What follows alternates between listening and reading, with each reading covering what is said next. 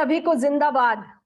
A very warm welcome to all of you on behalf of Anhat and Satark Nagarik Sangathan to today's discussion on the occasion of Gandhi Jayanti.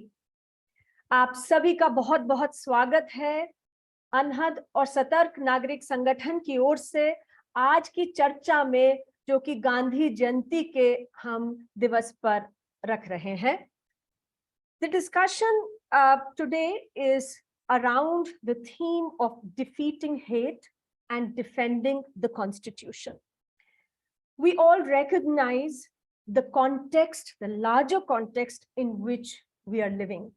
And we know that globally, and especially in India today, there is a rise in fascist forces and forces of hate and divisiveness, which are growing everywhere. We cannot ignore them anymore.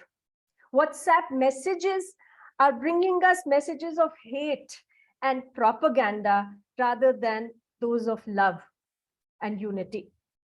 What we hear in most media today, and even from those who are in power, our leaders who are in power today, is the same message of hate and divisiveness. In this context, we felt that it was important to initiate a dialogue, a discussion, and to start talking about and countering this whole process and these forces of hate, and start talking about love, about peace, about humanity, the values that Gandhiji, that Mahatma Gandhi espoused, his philosophy, and the same values that are central to our constitution and our country. Today's discussion is part of the Nafrat Chodo Samvidhan Bachao campaign. This is a campaign where civil society across the country has come together to take up this mantle, to take this issue forward, and across the country, hold yatras, come together, mobilize people, and give out the message of love and unity. I'm going to request Shabnam Hashmi of Anhat to talk to us briefly about this campaign. But before that, because we are joined by people also from across the country, I'm going to provide a very short translation simultaneously. आज हम जिस संदर्भ में मिल रहे हैं, हम जानते हैं कि किस तरह से नफरत के और जो बांटने वाले जो पूरे फोर्सेस हैं, उन्होंने ग्लोबली पूरे विश्व में और हमारे देश में तो बहुत ही जबरदस्त तरीके से जमीन ले ली है और दे हैव टेकन रूट्स. और ऐसे में बहुत जरूरी है कि जब हम सब जगह, चाहे हम मीडिया में देखें, चाहे हम व्हाट्सएप देखें, अपने फोन देखें, अपने भाषण सुने नेताओं के, सब जगह पर जब आवाज नफरत और बंटवारे की हो रही हो, तो बहुत जरूरी है कि चर्चा की जाए और शुरू की जाए और बातचीत की जाए. मैत्री, प्रेम, एकता और हमारे जो संविधान के जो मूल्य हैं और जो गांधी जी के, हमारी फिलॉसफी है गांधी जी की जो दी हुई, उसके बारे में चर्चा की जाए. और इसी सब चीजों को लेकर आज की जो डिस्कशन है गांधी जयंती के अवसर पर, आज हम करेंगे वो चर्चा नफरत हटाओ संविधान बचाओ पर. और जो ये वेबिनार है आज भी और आने वाले समय में भी जो हम वेबिनार करेंगे, वो एक जो अभियान शुरू किया गया है उसके तहत है. उस अभियान का नाम है नफरत छोड़ो संविधान बचाओ, quit hate save the constitution. और क्विट हेट क्यों? क्योंकि गांधी जी का जो हम भूल नहीं सकते हैं, उनका जो पूरा एक अभियान था कि क्विट इंडिया, तो उससे क्विट हेट, क्योंकि आज हम चाहते हैं कि नफरत हमारे देश को छोड़े. तो क्विट हेट और संविधान बचाओ, सेव द कॉन्स्टिट्यूशन का जो अभियान है, उसके तहत आज का वेबिनार है. और मैं अब रिक्वेस्ट करूंगी शबनम हाशमी को कि वो इस अभियान के बारे में संक्षिप्त में हमें बताएं. बहुत शुक्रिया अंजलि। जैसा अंजलि ने कहा कि नफरत छोड़ो संविधान बचाओ आंदोलन की आज पूरे हिंदुस्तान में शुरुआत हुई है। ये जो सोच है और इस पूरे आंदोलन के बारे में जो शुरुआत की वो अनहद और सतर्क नागरिक संगठन ने तो नहीं की। मेधा पाटकर, सुनीलम, फिरोज, गुड्डी, एक पूरा जो ग्रुप है बहुत क्लोज मेधा जी के आसपास, उन्होंने इस आंदोलन की शुरुआत की, इस पे बातचीत शुरू की थी। तकरीबन कई महीने हो गए उस पे, हम लोग उसमें काफी बाद में जुड़े हैं। लेकिन इस पूरे जो आंदोलन है उसका स्वरूप ये है कि देश के हर जिले के अंदर 75 किलोमीटर की यात्राएं की जाएंगी 2 अक्टूबर से लेके और 10 दिसंबर के बीच में। और वो यात्राएं जो बिल्कुल जिसे कहते हैं कि सेंट्रलाइज कंट्रोल नहीं है, हर जगह के लोग जो उस जिले में संस्थाएं काम करती हैं, जो लोग रहते हैं, वो अपने अपने जिले में, ताकि हम ये यात्राओं की शुरुआत करेंगे। यात्रा 1 दिन की भी हो सकती है, 10 दिन की भी हो सकती है। मकसद ये है कि ऐसे समय में जब चारों तरफ से नफरत का हमला है और पूरा जो सो कॉल्ड नेशनल मीडिया है वो सिर्फ एक ही तरह की बात करता है, तो हम किस तरह से एक आम इंसान तक अपनी बात को पहुंचा सकें। तो नुक्कड़ नाटकों के जरिए, गानों के जरिए, खुद जाके लोगों से मिलने और बातचीत करने के जरिए और पर्चों के जरिए पूरे देश के अलग अलग जो जिले हैं उसमें ये यात्राएं आज से शुरू हो रही हैं, अलग अलग समय पे होंगी। और मैं आपसे भी रिक्वेस्ट करती हूँ, आप लोग जिस भी जिले में रहते हैं वहां अपने जैसे सोच रखने वाले, जो संविधान को बचाना चाहते हैं, जो नफरत से लड़ना चाहते हैं, उनके साथ मिलके इन यात्राओं की शुरुआत करें। मेन जो शुरुआत में बात हुई थी यात्राओं की हुई थी, लेकिन ऐसे भी बहुत सारे लोग हैं हमारे जैसे जो बहुत ज्यादा शायद यात्राओं में पार्टिसिपेट ना कर पाए। तो हमने ये सोचा कि इन यात्राओं के दौरान जितने भी मुद्दे उठाए जा रहे हैं, नफरत से लड़ना, उसको खत्म करना और संविधान को बचाना, तो 2 बड़े मुद्दे हैं। लेकिन बाकी सारे मुद्दे, चाहे वो किसानों का मुद्दा है या महिलाओं के खिलाफ वायलेंस का मुद्दा है या जो पूरा हमारा अर्थव्यवस्था के जो हालात हैं या क्रोनी कैपिटलिज्म का मुद्दा है या लोकल जितने भी मुद्दे हैं, वो सारे ही मुद्दे इन यात्राओं के दौरान उठाए जाएंगे और उन पे अपनी बातचीत जो है लोगों तक पहुंचाई जाएगी। तो हम लोगों ने ये सोचा कि हम हर हफ्ते एक वेबिनार करेंगे और जितने मुद्दे इन यात्राओं के हैं उन मुद्दों में से हर हफ्ते एक एक मुद्दे पे लेके हम लोग वेबिनार के जरिए पूरे हिंदुस्तान में एक संदेश पहुंचाने की कोशिश करेंगे। और सोशल मीडिया में भी बहुत सारे इस दौरान विजुअल्स बने हैं, बहुत सारे डिजाइनर्स ने पोस्टर्स बनाए हैं, वो भी हम साझा करेंगे सोशल मीडिया पे ताकि लोगों तक वो पहुंच सके। तो आप लोगों का इसे ज्वाइन करने के लिए बहुत बहुत शुक्रिया। और मैंने देखा कि इनको जो इस पूरा अभियान को शुरू करने वाले भी कुछ लोग हमारे साथ हैं, वो भी आगे आने वाले वेबिनार्स में हमारे साथ जुड़ेंगे, चाहे वो मेधा जी हो, सुनीलम हो, तुषार गांधी को आज जुड़ना था लेकिन बॉम्बे में एक रैली है इसलिए उन्होंने हमारे एक वीडियो मैसेज भेजा है। तो हर हफ्ते हम जो अभियान से जुड़े हुए लोग हैं उनको इस वेबिनार में शामिल करेंगे। मुझे उम्मीद है कि आज की तरह आप हर हफ्ते इसमें शामिल होते रहेंगे। बहुत बहुत शुक्रिया। शुक्रिया शबनम, आपका बहुत बहुत। और हम लोग आज की चर्चा शुरू करेंगे और आज हमारे साथ एक बहुत ही वरिष्ठ लोगों का पैनल है जो बात रखेंगे इस मुद्दे पर और अलग अलग पहलू आगे लाएंगे कि किस तरीके से संविधान को बचाया जा सकता है, क्या करने की जरूरत है आगे जाते हुए। और जो हम महात्मा गांधी की जो फिलॉसफी है, जो उनका फलसफा था, उससे आज हम क्या सीख सकते हैं जिससे कि देश में वास्तव में अमन और विकास की बात हो सके, मैत्री की बात हो सके। सबसे पहले मैं एक छोटा सा जो वीडियो मैसेज है तुषार गांधी जी का, वो प्ले करना चाहते हैं हम लोग।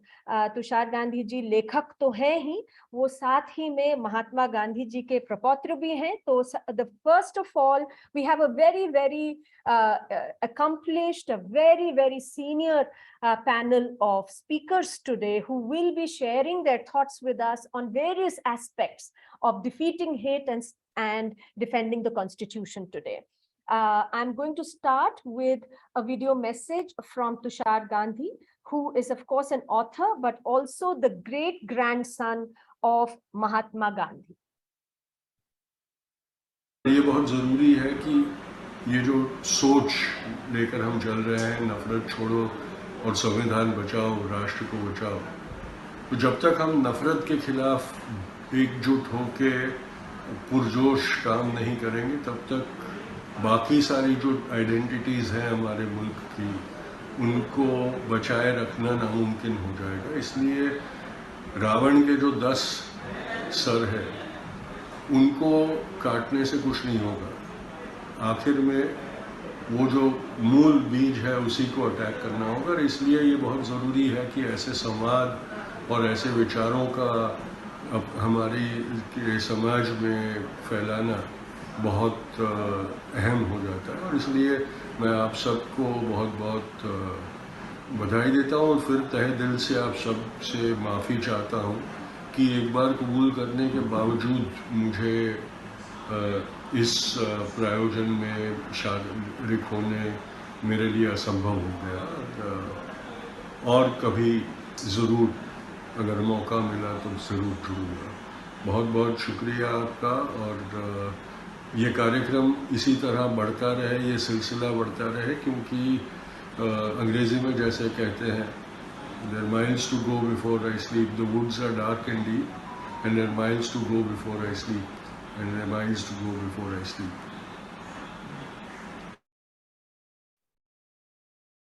तो तुषार गांधी जी ने कह दिया कि unless we come together to counter hate, we will not be able to save our other values, the principles, the values that we hold so dear in our country. So we need to come together to take steps to collectively fight the forces of hate. We are, like Shabnam said, we are going to be actively participating in the yatras across the country that happen as part of the Nafrat Chodo Samvidhan Bachao Abhiyan campaign. But we are also going to every week discuss the various aspects of peace, of how we want to save our constitution and how we can come together. So without further ado, I'm going to request Justice Lokur to please speak to us. Justice Lokur, as we all know, is a former judge of the Supreme Court of India and is currently the judge of the Supreme Court of Fiji. And he has always spoken out. He has been a voice for people, for the values that the Constitution espouses, and has never ever sort of stepped back from speaking the truth, from showing truth to power. So I'm very grateful, Justice Lokur, that you have joined us today. मैं स्वागत करती हूँ justice Lokur का, और सबसे पहले मैं justice Lokur से रिक्वेस्ट करूंगी कि वो अपनी बात रखें। जस्टिस लोकुर को हम सब जानते हैं, वो सुप्रीम कोर्ट के जज रह चुके हैं, भारत के उच्चतम न्यायालय के, और अभी जो फिजी का उच्चतम न्यायालय है वो उसके भी जज हैं। और जस्टिस लोकुर ना केवल कोर्ट में बल्कि कोर्ट के बाहर भी लोगों की आवाज बनते रहे हैं, संविधान के मूल्यों के लिए बात रखते रहे हैं। हमारी और जितने तमाम लोग हैं इस देश में जो चाहते हैं कि संवैधानिक जो मूल्य हैं वो सही तरीके से आगे बढ़ें और जमे रहें इस देश में, उनके लिए आवाज बने हैं। तो आपका बहुत बहुत स्वागत है justice Lokur. The floor is yours for the next 15 minutes. Thank you, Anjali. I would like to speak a little bit about hate and hate speech and the constitutional limits of hate speech and how the Supreme Court has interpreted hate speech and the laws. We all know that under our fundamental rights chapter of the Constitution, Article 19 gives all of us, everybody, the fundamental right to free speech and expression. And this has been expanded by the Supreme Court many years ago in the 1950s to freedom of the press. So it is not only that individuals have the freedom of speech and expression, but also newspapers, magazines, they also have the freedom of speech and expression. This is Article 19(1) of the Constitution, 19(1)(a). Now, Article 19(2) provides a limit to free speech. It is not that, because we have the fundamental right to free speech, anybody can say whatever he or she wants. There are certain limits. And we are really concerned with 2 or 3 aspects of this. One is about public order, because that is something which is being used a lot to curb free speech. Not so much as sovereignty and integrity of India or the security of the state, but really public order is being mentioned as one of the reasons for curbing free speech. Also, another reason is to prevent incitement to an offense. So you can't say that, kill somebody. Although I think we have found in the recent past that to say goli maro seems to be quite all right. But that's one of the unfortunate aspects of all this. How do we define public order? The Supreme Court has again dealt with the issue of public order, or the definition of public order, long time back. In the 1960s, they had dealt with the issue of public order. So what the Supreme Court says is that you imagine 3 concentric circles. The largest circle is that of law and order, which is something that we all know. If there's a theft, or if there's a murder, or if there's some other crime, that's an issue of law and order. So that would be the larger circle. Within that, you have a smaller circle, which is public order. So just because something is a law and order issue, it does not mean it's a public order issue. So there are a few things which could fall within the category of public order, but not everything, although it may fall within the category of law and order. Then the third concentric circle is an even smaller circle, and that is security of state or sovereignty and integrity of India. So it is under this third category that you have something like the National Security Act, or during the emergency, you had the Maintenance of Internal Security Act, NISA. So that is a very narrow sort of a thing, where the sovereignty, integrity of India, or the security of the state is involved. So public order really is not a law and order issue, but it is something much more than a law and order issue. Something like a riot, for example, would be a public order issue. Now, how has the Supreme Court actually dealt with the issue of hate speech, which we have found in the last couple of years taking center stage, so to speak? Issues of free speech. Can I say something which will offend somebody else? What are the limits for my speech? What can the state do if I transgress that limit? What is that limit? These are issues that have been arising in the recent past. The first such case that was taken up by the Supreme Court was in 2004. In one sense, it was an important decision. What had happened in that case was that Praveen Togadia, who was known at that time for giving speeches which would incite or inflame communal passions, he had wanted to go to Karnataka to give some speeches. He was invited to Karnataka to give some speeches. And the district authorities prohibited his entry. They said, no, we cannot permit you to give speeches over here because of the background that you have been giving these communally inflammatory speeches. And there could be a public order issue in the sense that communal passions will be inflamed. and then there could be riots and so on. So they said that there would be a public order issue if you are allowed to speak on, given the background of your speeches in the past. This was challenged by Praveen Togadia. It was set aside by the Karnataka High Court. Then the state went up to the Supreme Court, and the Supreme Court said that the restriction is reasonable because of the background. It is known that he has been giving these communally inflammatory speeches, and that there is a possibility, a real possibility of a public order issue. And therefore, the state was, or the district authorities were well within their rights to prohibit his entry, so that he does not make these speeches which creates a public order issue. The next case of some importance came in 2014. That was a case filed by an organization called the Pravasi Bhalai Sangathan. Now, this was with regard to politicians making inflammatory speeches.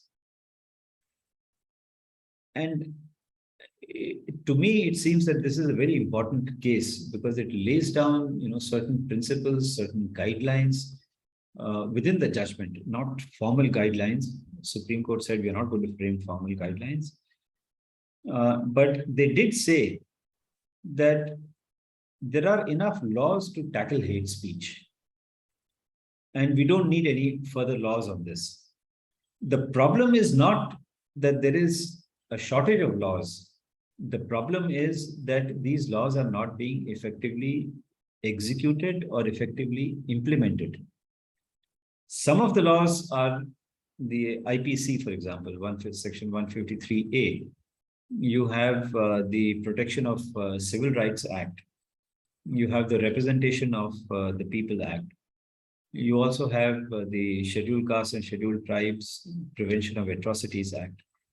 So you have these laws which are in place, but they are not being effectively implemented, or they are not being properly implemented. That is one aspect. So because we have these laws, we don't think, that's what the Supreme Court said, we don't think it is necessary for us to lay down any guidelines. You just have to proceed in accordance with law.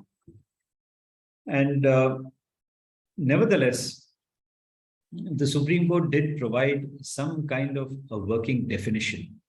This was really the first time when a sort of a definition was provided by the Supreme Court as a working definition, not that this is hate speech and this is not hate speech. That's not what the Supreme Court said. They said that we are providing you a working definition and you have to build on that. The legislature, parliament has to build on that.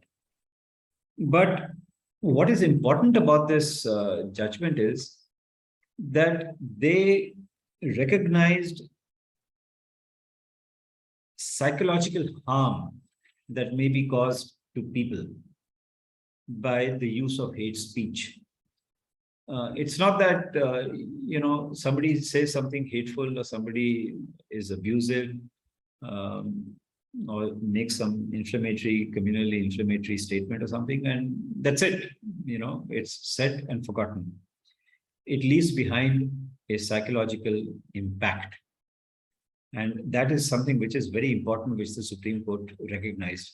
It doesn't have to be violence, just because somebody says something, it should not necessarily lead to a riot or lead to somebody beating up somebody else, but that psychological impact can be there, and that would fall within the definition of hate speech or the result of hate speech.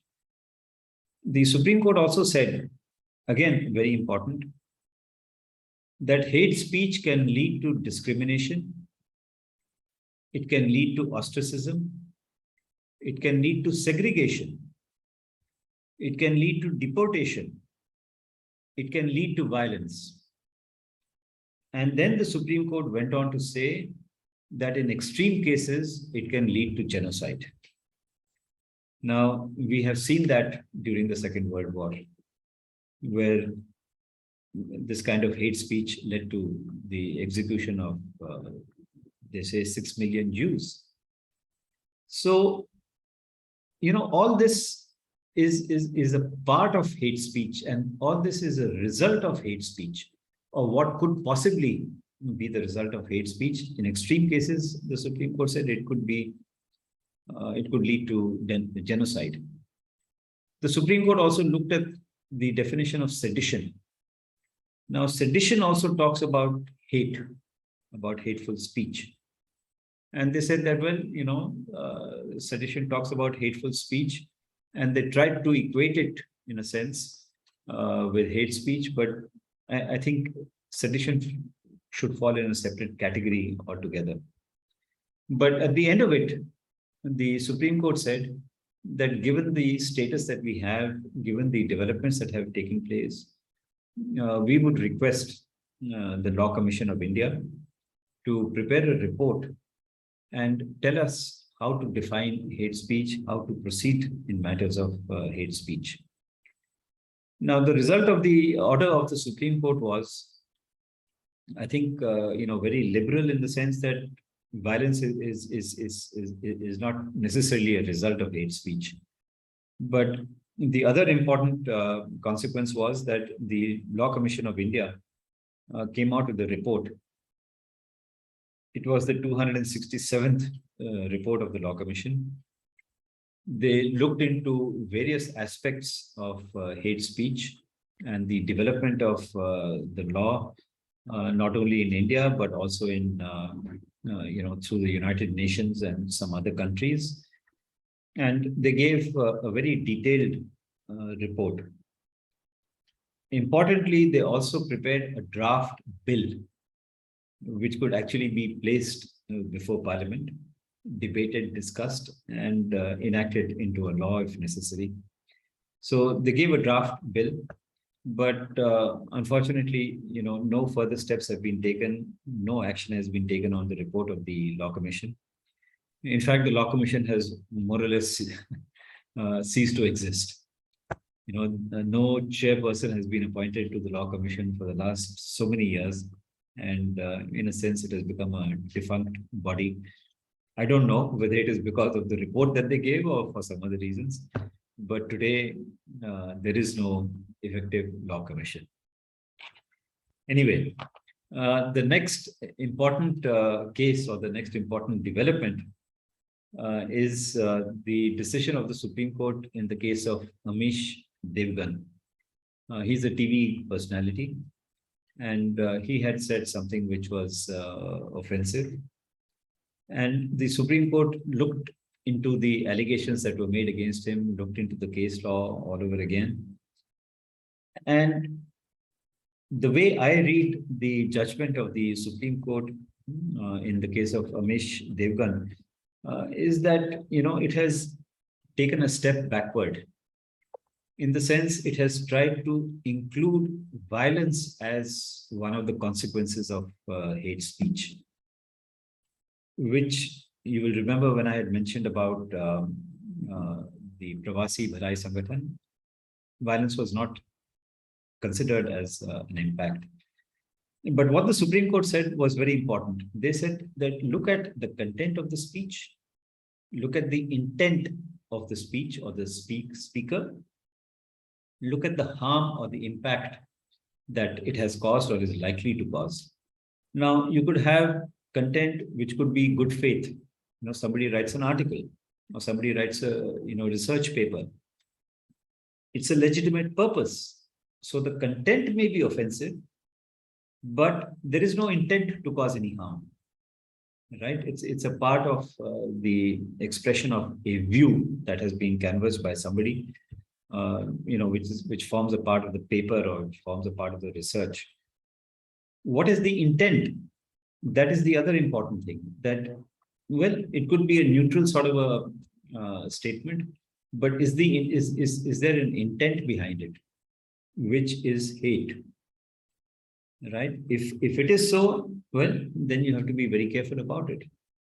What is the impact that the speech has? It may not lead to violence, although in Amish Devgan's case, the Supreme Court hinted at violence, but it would certainly lead to psychological impact and psychological problems, ostracism, discrimination, segregation, violence. all these would come in. So really, if you go by this content, intent, and harm or impact, I think that that's a good, first step to take towards eradicating hate speech or curbing hate speech or punishing hate speech under the Constitution and under the laws that we have. Now, when you talk about effective implementation and so on, there is obviously misuse of the laws. I would just like to mention one case, two cases actually. One is that of Patricia Mukherjee. She's a very seasoned and highly respected journalist in the Northeast, based in Meghalaya in Shillong. She came out with a tweet or a Facebook post to say that, the government of Meghalaya is showing apathy towards the treatment of non-tribals, right? And action was taken against her on the ground that, it's a public order issue. And public order is constitutionally, prohibited. And they filed a case against her. She came to the Supreme Court, and the Supreme Court said, listen, she is trying to tell you, that is the government, she's trying to tell you that please protect non-tribals. She's not trying to inflame passions. It's just absolutely the opposite. She wants to bring in peace. But you are interpreting it in such a manner that, she wants to create a problem. So the Supreme Court struck down the, the action that was taken against her. But this is how, the law can be misused. The second incident that I would like to mention is something which has happened yesterday. I read about it in the newspapers today. You're all aware that there is a Bharat Jodo Yatra that is going on. And it's in Karnataka, it's going on in Karnataka at the moment. And there was a person who was wearing a particular T-shirt which carried a particular slogan. And the police found it offensive. And they beat him up. Why? Because it is offensive, right? It may not be hate, but it is offensive. And according to newspaper reports, charges have been, brought against him, not formally in a court, of criminal intimidation. Now, under Section 507 of the IPC, I don't see how that is possible. So the whole purpose of this is to somehow or the other avoid dissent, avoid disagreement. Either you are with us or you're against us. If you're against us, well, it's a problem. We have enough laws to deal with what we think is hate speech. It may not be, but we think it is hate speech. And we will take action against you, and then you go to the court of law, do whatever you want. But the action has been taken. So this is, I think, where we have to be very careful when we talk about hate, when we talk about hate speech. How are we going to regulate that under the Constitution of India? I think it is time for us to think about it, and time for us to do something positive to ensure that, we wipe this out and this divisiveness that is going on is completely wiped out. Thank you very much. Thank you very much, Justice Lokur. आपका बहुत बहुत शुक्रिया, और आपने बहुत ही comprehensive तरीके से हमें ढेर सारी बातें बताई हैं जो कि बहुत ही महत्वपूर्ण है आज के परिप्रेक्ष्य में, क्योंकि जिस तरीके से हम हेट को देखते हैं, नफरत को देखते हैं, और क्या हम सुनने को हमें आज मिल रहा है, उधर हमें समझने की जरूरत है कि हमारा कानूनी ढांचा क्या है, हमारा जो कोर्ट्स का जो जुडिशरी है, जो हमारी न्यायपालिका है, वो क्या रास्ता दिखा रही है, क्या सोच है, क्या कानून है। आपने उन सब की बात हमारे साथ बहुत ही एक कॉम्प्रिहेंसिव तरीके से रखी है। आपका बहुत बहुत शुक्रिया जस्टिस लोकुर। मैं बात को बहुत संक्षिप्त में हिंदी में अनुवाद कर देती हूँ आपकी बातों का। आपने बताया कि जो आर्टिकल 19(1) है हमारे संविधान का, और आज हम संविधान की बात कर रहे हैं, उसे बचाने की बात कर रहे हैं, तो उस परिप्रेक्ष्य में आपने बात ही अपनी शुरू संविधान की धाराओं के साथ ही करी। तो आर्टिकल 19(1) जो कॉन्स्टिट्यूशन का है वो हमें अधिकार देता है बोलने का और अभिव्यक्ति का, लेकिन साथ ही में आर्टिकल 19(2) की आपने हमें 19(2) की भी याद दिलाई, जहां पर इस अधिकार पर कुछ रीजनेबल रिस्ट्रिक्शंस की भी बात है, क्योंकि ये नहीं है कि हम कुछ भी बोल सकते हैं और कहीं पर भी और उसके कुछ भी प्रभाव हो, उस पर कोई अंकुश नहीं है। तो जब अधिकार है तो उस अधिकार पर कोई लिमिट्स हैं, वो जो आर्टिकल 19(2) है उसमें बताया गया है। और आपने कहा कि इसके अंदर जो बातें हैं अलग अलग आर्टिकल 19(2) में 19(2) में, वो जरूरी है समझना, क्योंकि उसमें पब्लिक ऑर्डर, जिससे सार्वजनिक व्यवस्था हम कहते हैं, कि अगर किसी ऐसी बात कही जाती है जिससे वो बिगड़ती है, उसको उस पर रोक है। साथ ही में कोई ऐसी चीज जिससे भारत की स्वतंत्रता पर, भारत की सिक्योरिटी पर कोई कुप्रभाव पड़े, वो भी नहीं बोला जा सकता। लेकिन आपने कहा कि बहुत जरूरी है कि हम समझें कि ज्यादातर इसका इस्तेमाल जो है वो सार्वजनिक व्यवस्था ना बिगड़े, इसके संदर्भ में हमें देखना है और होता भी है। और हमें ये आपने समझाया कि सार्वजनिक व्यवस्था को किस तरीके से डिफाइन किया जा सकता है, उसकी परिभाषा क्या हो सकती है। और अगर हम उसे देखें तो सुप्रीम कोर्ट ने भी इस पूरे मुद्दे के साथ समय समय पर डील किया है, केसेस उसके अंदर जजमेंट दी है, और परिभाषा को भी लिखा गया है।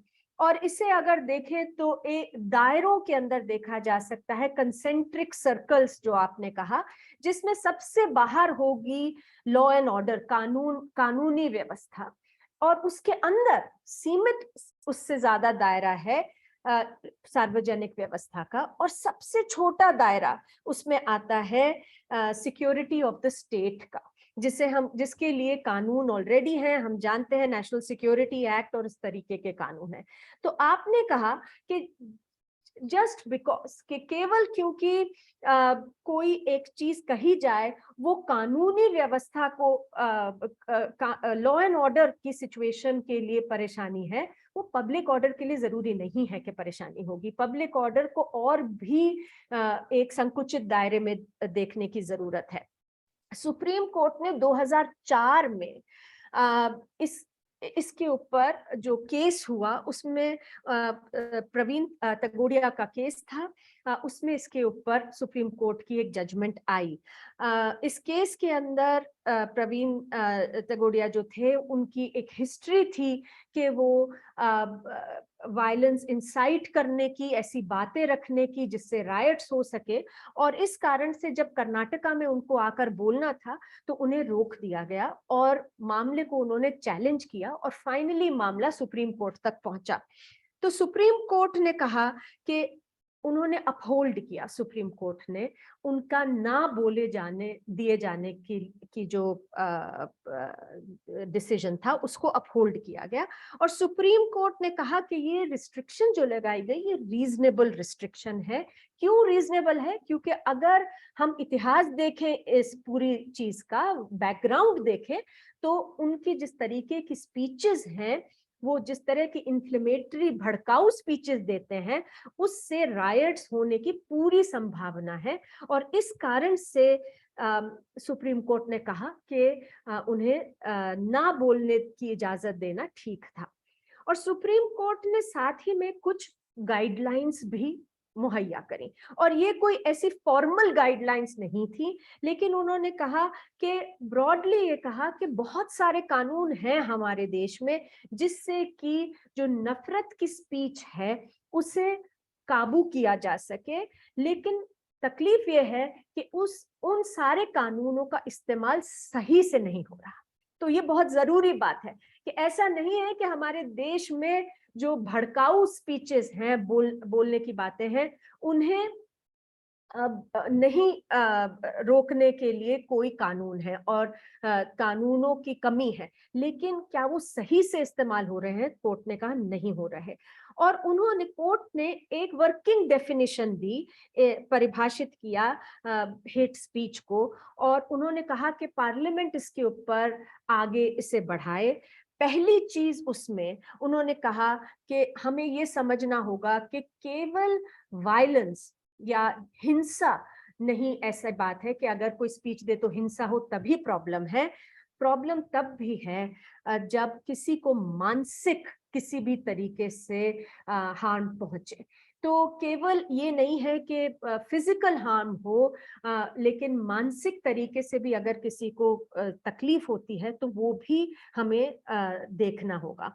दूसरी चीज उन्होंने कहा कि कई बार जो हेट स्पीच है, नफरत की जो फैलाने वाली बातें हैं, वो डिस्क्रिमिनेशन, वायलेंस, इन सब चीजों को, सेग्रीगेशन, इन सब चीजों को भी कॉज करती हैं।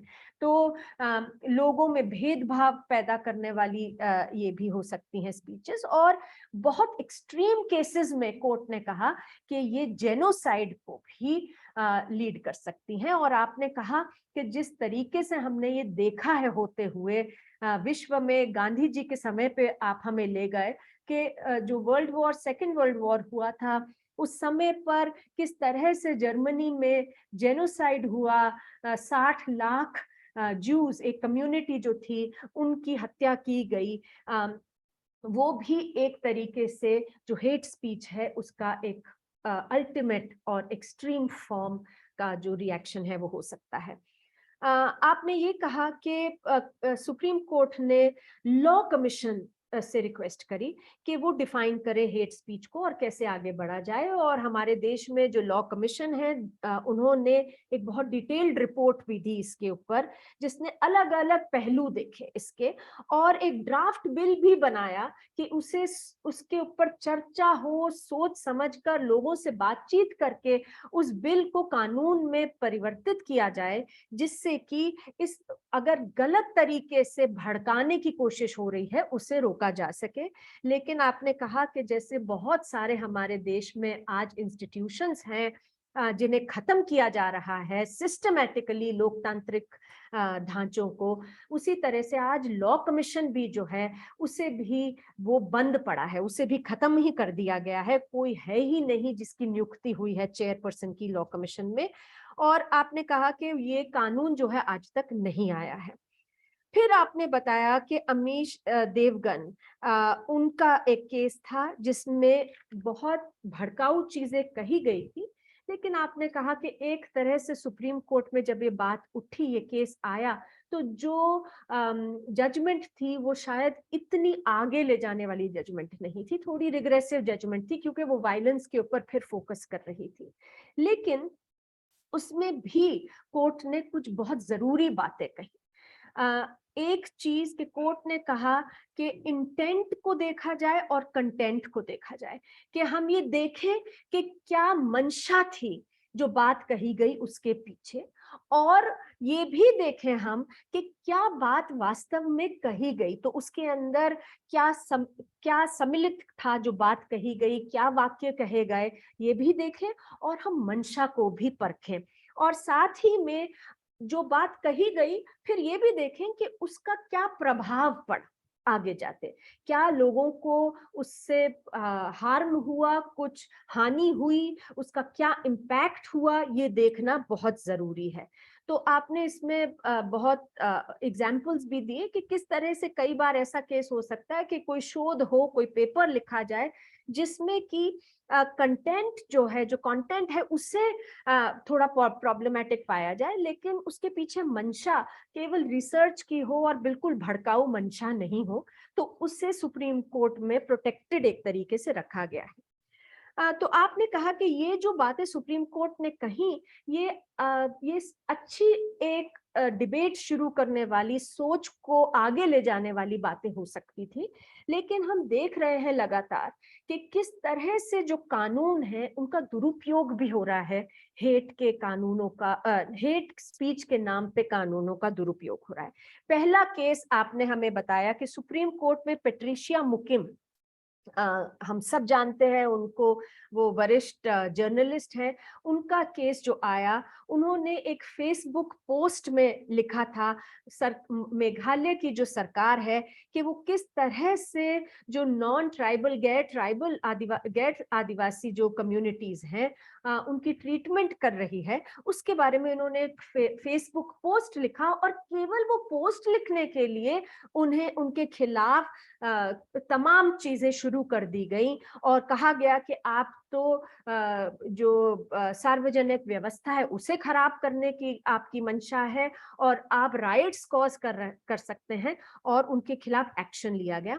जब ये मामला सुप्रीम कोर्ट में आया तो कोर्ट ने इसे स्ट्राइक डाउन किया सारे एक्शन को, और आपने कहा कि ये साफ नजर आता है इस केस के तहत कि किस तरह से हेट लॉज का इस्तेमाल एक कंप्लीटली परवर्स तरीके से, गलत तरीके से किया जाने की कोशिश है। लोगों के संवैधानिक अधिकार को रोकने के लिए कोशिश हो रही है। दूसरी ओर आपने जो हाल ही का एग्जाम्पल है कि भारत जोड़ो यात्रा जो चल रही है कांग्रेस की, उसमें किसी ने एक टी शर्ट पहनी थी जिस पर कोई स्लोगन लिखा था, और पुलिस को वो स्लोगन ऑफेंसिव लगा। पुलिस को लगा कि हमें पसंद नहीं आ रहा स्लोगन, हमें ऑफेंसिव लग रहा है, और पुलिस ने पीट दिया उस इंसान को, मारपीट करी उनके साथ में जिन्होंने ये टी शर्ट पहन रखी थी, और उनके खिलाफ क्रिमिनल चार्जेस भी लाए गए 507 धारा 507 के तहत, और क्रिमिनल इंटिमिडेशन के चार्जेस लाए गए हैं। इसका मतलब है, आपने कहा कि अगर कोई टी शर्ट पहन के स्लोगन की कोई भी चल रहे हैं, मतलब बिना ये सोचे समझे कि इसका क्या प्रभाव हो सकता है, मंशा को सोचे हुए, कंटेंट को सोचे हुए, सीधा पुलिस जिस तरीके का ये एक्शन ले रही है, टोटली आर्बिट्ररी एक्शन है। और ये दर्शाता है कि किस तरह से आज जो एडमिनिस्ट्रेशन है वो कोई भी आवाज जो उठ रही है, जो डिसेंट की आवाज है, उसे कुचलने के लिए, जो पसंद नहीं आ रही इनकन्वीनियंट आवाज है, उसे कुचलने के लिए इन सब हेट लॉज के नाम पर लोगों को प्रताड़ित कर रहे हैं, जिससे कि फ्री स्पीच के ऊपर एक चिलिंग इफेक्ट हो सके, फ्री स्पीच और एक्सप्रेशन पे। और आपने कहा कि ये बहुत ही चिंता की बात है, और आज हमारे देश में इसके ऊपर चर्चा की भी जरूरत है, और हमें सोचना होगा। जस्टिस लोकुर, बहुत बहुत धन्यवाद आपका, शुक्रिया, thank you so very much for talking to us about all these issues. And I think in today's day and age, when we see calls for genocide at Dharam Sansads, we see the kind of hate speeches, like you also mentioned, being given by union cabinet ministers, no less, who call for goli maro and shooting people. I think that it's very important for all of us to understand and for us to take this discussion and debate forward, because I think many of us who are free speech and expression activists and who believe that there should be free speech and expression, there would be many aspects that we need to pick from here. We need to think about it, and each citizen of the country today needs to engage with this important issue and what the contours of free speech and expression today need to be, and where does hate speech become something that we need to step in. The judiciary needs to step into control. Thank you very much. Thank you, and I'm going to now request Amrita, who is running this behind the scenes, to please play a short song for us before we move on. हम जानते हैं कि हमारे देश में जब हम resistance की बात करते हैं तो हम गानों के बगैर रेजिस्टेंस की बात नहीं कर सकते. When we talk about resistance, we talk Anjali, your mic is rustling a little bit. Can you just hold it up? Thanks. When we I think the rustling is coming from elsewhere, Amrita, that will have to be muted. So when we talk about when we talk about countering hate, we talk about resistance. We don't do it without culture, we don't do it without songs. So we are going to today, as we talk about this very important topic, just like Gandhi ji incorporated music, songs of resistance in his all his campaigns. We are also going to listen to music, so and songs of resistance. This is a song by the lyrics are by Kabir, and we have Ahvan singing this song for us. Can we please have the song, Amrita?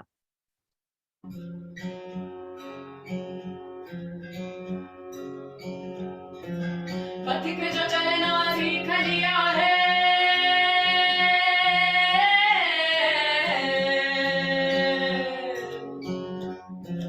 पथिक जो चलना सीख लिया है, काहे अब तू रोज ओले पाँव बढ़ाता चल, तू कठिन बलापत हो।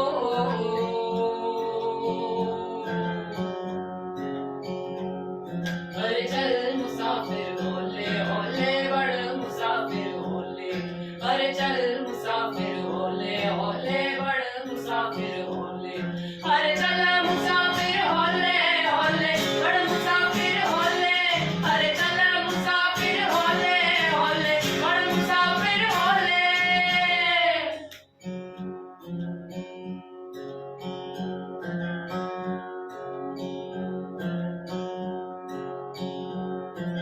राह में रोड़ी राह में बजड़ी,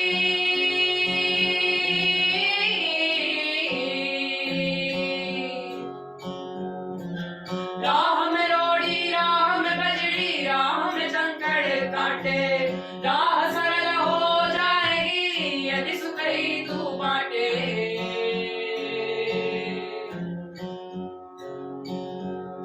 अरे चल मुसाफिर होले होले बड़ मुसाफिर होले, अरे चल मुसाफिर होले होले बड़ मुसाफिर होले, अरे चल मुसाफिर होले होले बड़ मुसाफिर होले, अरे चल मुसाफिर होले होले बड़ मुसाफिर होले।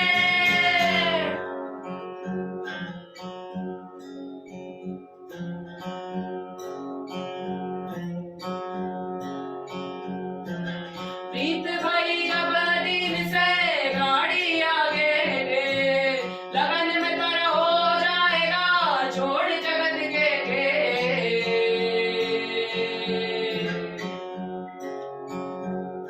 अरे चल मुसाफिर होले होले बड़ मुसाफिर होले, अरे चल मुसाफिर होले होले बड़ मुसाफिर होले, अरे चल मुसाफिर होले होले बड़ मुसाफिर होले, अरे चल मुसाफिर होले होले बड़ मुसाफिर होले।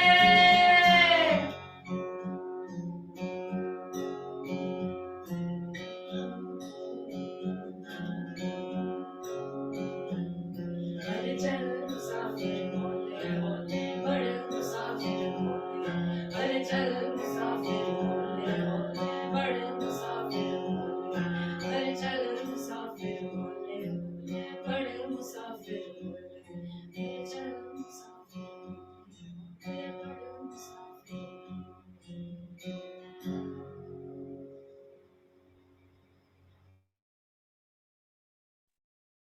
शुक्रिया। और वेदी और पाखी सिन्हा वो हमारे साथ जुड़ी भी हैं, सुमन भी थे इसमें गिटार पे जो हमें सुनाई दिए, और वेदी और पाखी बाद में हमारे साथ बात भी करेंगी। तो बहुत बहुत शुक्रिया। ये उनका रिकॉर्डेड गाना था जिससे कि कोई ग्लिच ना हो टेक्निकल। तो अब हम आगे बढ़ते हैं। I am now going to request Professor Mridula Mukherjee. We all know Professor Mukherjee. She is one of the authorities. She's a historian. She's the former director of the Nehru Memorial Museum and Library. She's one of the authorities on Gandhi. And it's our pleasure to have her here with us to talk about Gandhi's philosophy and the relevance of his philosophy, his values in today's day and age. मैं स्वागत करना चाहूंगी professor Mridula Mukherjee ji का, जो कि हमारे साथ जुड़ी हैं और वो इतिहासकार हैं और वो बिल्कुल अथॉरिटी हैं महात्मा गांधी पर। उनकी सोच, उनकी फिलॉसफी आज किस तरीके से हमें बहुत जरूरी है, कैसे गाइड कर सकती है। मृदुला जी, आज आप हमारे साथ जुड़ी हैं, उसके ऊपर बात रखने के लिए आपका बहुत बहुत धन्यवाद। And the floor is now yours, Mridula, for the next 12 minutes. धन्यवाद Anjali. I am very thankful to Anhat and to the Pathak Nagrik Sangathan for inviting me to this webinar. This is the inaugural webinar of this series in the context of this campaign, nationwide campaign against hate and to defend the Constitution. And I'm honored to be able to be a part of it. I think all of us in India today, wherever we are, it is our duty to participate in whatever way we can in this very positive step that we are seeing, which is being taken around us. This campaign, the other big national campaign by the Congress of the Bharat Jodo Yatra, I think all these are bringing in a new breath of fresh air into the country.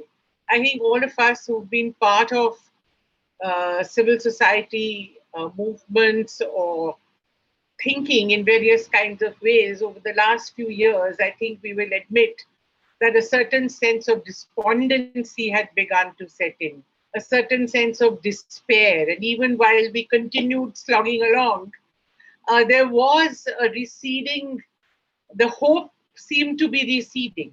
I think all of us will agree that some of these new developments certainly are giving a new lease to hope. And without hope, without this spirit, no battle can be fought. Just as Anjali said, without music, no battle can be fought. Similarly, I think without hope, no battle can be fought. So these are all very, very positive developments, and I'm honored, as I said, to be able to contribute in my very, very small way. Anjali has been too kind to call me, an authority on Gandhi. I think to become an authority on Gandhi, frankly, you need a few lifetimes. One is not enough. The more I have studied him, the more I am studying him, I find every day that there is so much that is there to learn. I think still a large part of the depth of what Gandhi contributed in terms of not just his ideas, but his actual practice. Because Gandhi was not an ideologue. He was not a theoretician. He wrote, of course, extensively. There are 100 volumes of just his collected works, and there's a lot more books written by him and interviews and this and that and the other. But there is all his actual practice to still analyze. We have to go behind what is apparent on the surface to get the full meaning. There's also still so much to do. To understand Gandhi, we have to look at the impact he had on the world. हमें हिंदुस्तान से बाहर भी जाके Martin Luther king की जो movement है उसको समझने की जरूरत है, और बहुत सारी जो डेमोक्रेसी के लिए लड़ाइयां लड़ी गई हैं, नेल्सन मंडेला की मूवमेंट, साउथ अफ्रीका की, पोलैंड में वलीसा की मूवमेंट, कितने लोग जिन्होंने गांधी जी को मान के, उनके विचारों को, उनके प्रैक्टिसेस को, उनके मेथड को मान के आगे बढ़े हैं, और कितने अलग अलग पॉलिटिकल कॉन्टेक्स्ट और इकोनॉमिक और सोशल कॉन्टेक्स्ट में Gandhian methods, basically the methods of Satyagraha, of non-violent civil disobedience, of bringing in the people into politics in their millions. That is the heart of Gandhi's message as a method, as I understand it. That there is no politics without people, and when he means people, he doesn't mean a few people. He doesn't mean the elite, but there is room for the elite. The intellectual elite, the cultural elite, all were part of Gandhiji's movements. But his movements had the millions with it. And we can see the difference in the last few days, just a fortnight or a little more. We are seeing before our eyes.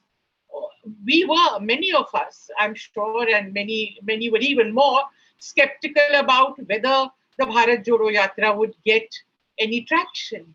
But the people have shown by taking to it that there is something positive happening. And when people come in their thousands, when people begin to come in their hundreds of thousands, as under Gandhi they came in their millions, you begin to know that something very powerful, elemental, something beyond what you can comprehend is actually happening. And that's what mass politics is all about. And that's what Gandhiji was a specialist of. That's why the Congress, after it, again and again, in so many different occasions, they recognized him as the prime leader. Because in that stage of mass revolution, which the Indian national movement was, it was he who had mastered that art. It was he who understood the pulse of the people on this question of when they were ready to fight and when things were actually stirring in their hearts. He was once asked, as late as 1946, somebody asked him a question and said, Gandhiji, why don't you now create a movement? Why don't you give a call for a movement? You have created movements so many times. Now the issue is one of division of the country. Why don't you create a movement now against partition? And his answer, I think we should all remember. He said, you are wrong. I have never created a movement in my life. All that I have done is that whenever there is something positive stirring in the hearts of the people, I have seized upon it. I have given it a shape. I have given it a voice. I have given it expression, and I have taken it forward. And he said, today, I don't see anything positive stirring in the hearts of the Indian people. So where do I build a movement from? Movements are not built out of thin air, even by the greatest of leaders, whether it's Mahatma Gandhi or Rahul Gandhi or anybody else. I'm not even making a comparison. It is just that today we are talking about the present context. Therefore, I'm bringing in these names. But I think it's extremely important to remember as we push forward on this task, how important it is to bring in people into politics, whether we do it at our local levels or whether we do it at the mass level, at a national level. There is no genuine politics without the participation of the common people. And that's again what Gandhiji's speciality was. He brought in the poor, his concept of Antodaya and Sarvodaya. Everybody and the last man. There is no politics unless the last man participates. Aakhri Aadmi, his talisman, which said that when you are in doubt, जब आपको किसी भी अपने कुछ कोई भी कदम लेने उठाने जा रहे हैं, कोई पॉलिसी बनाने जा रहे हैं, आप अगर अब आपके मन में दुविधा है कि ये जो मैं करने जा रहा हूँ या जा रही हूँ ठीक है या नहीं है, तो आप अपने सामने आपने जो भी सबसे एक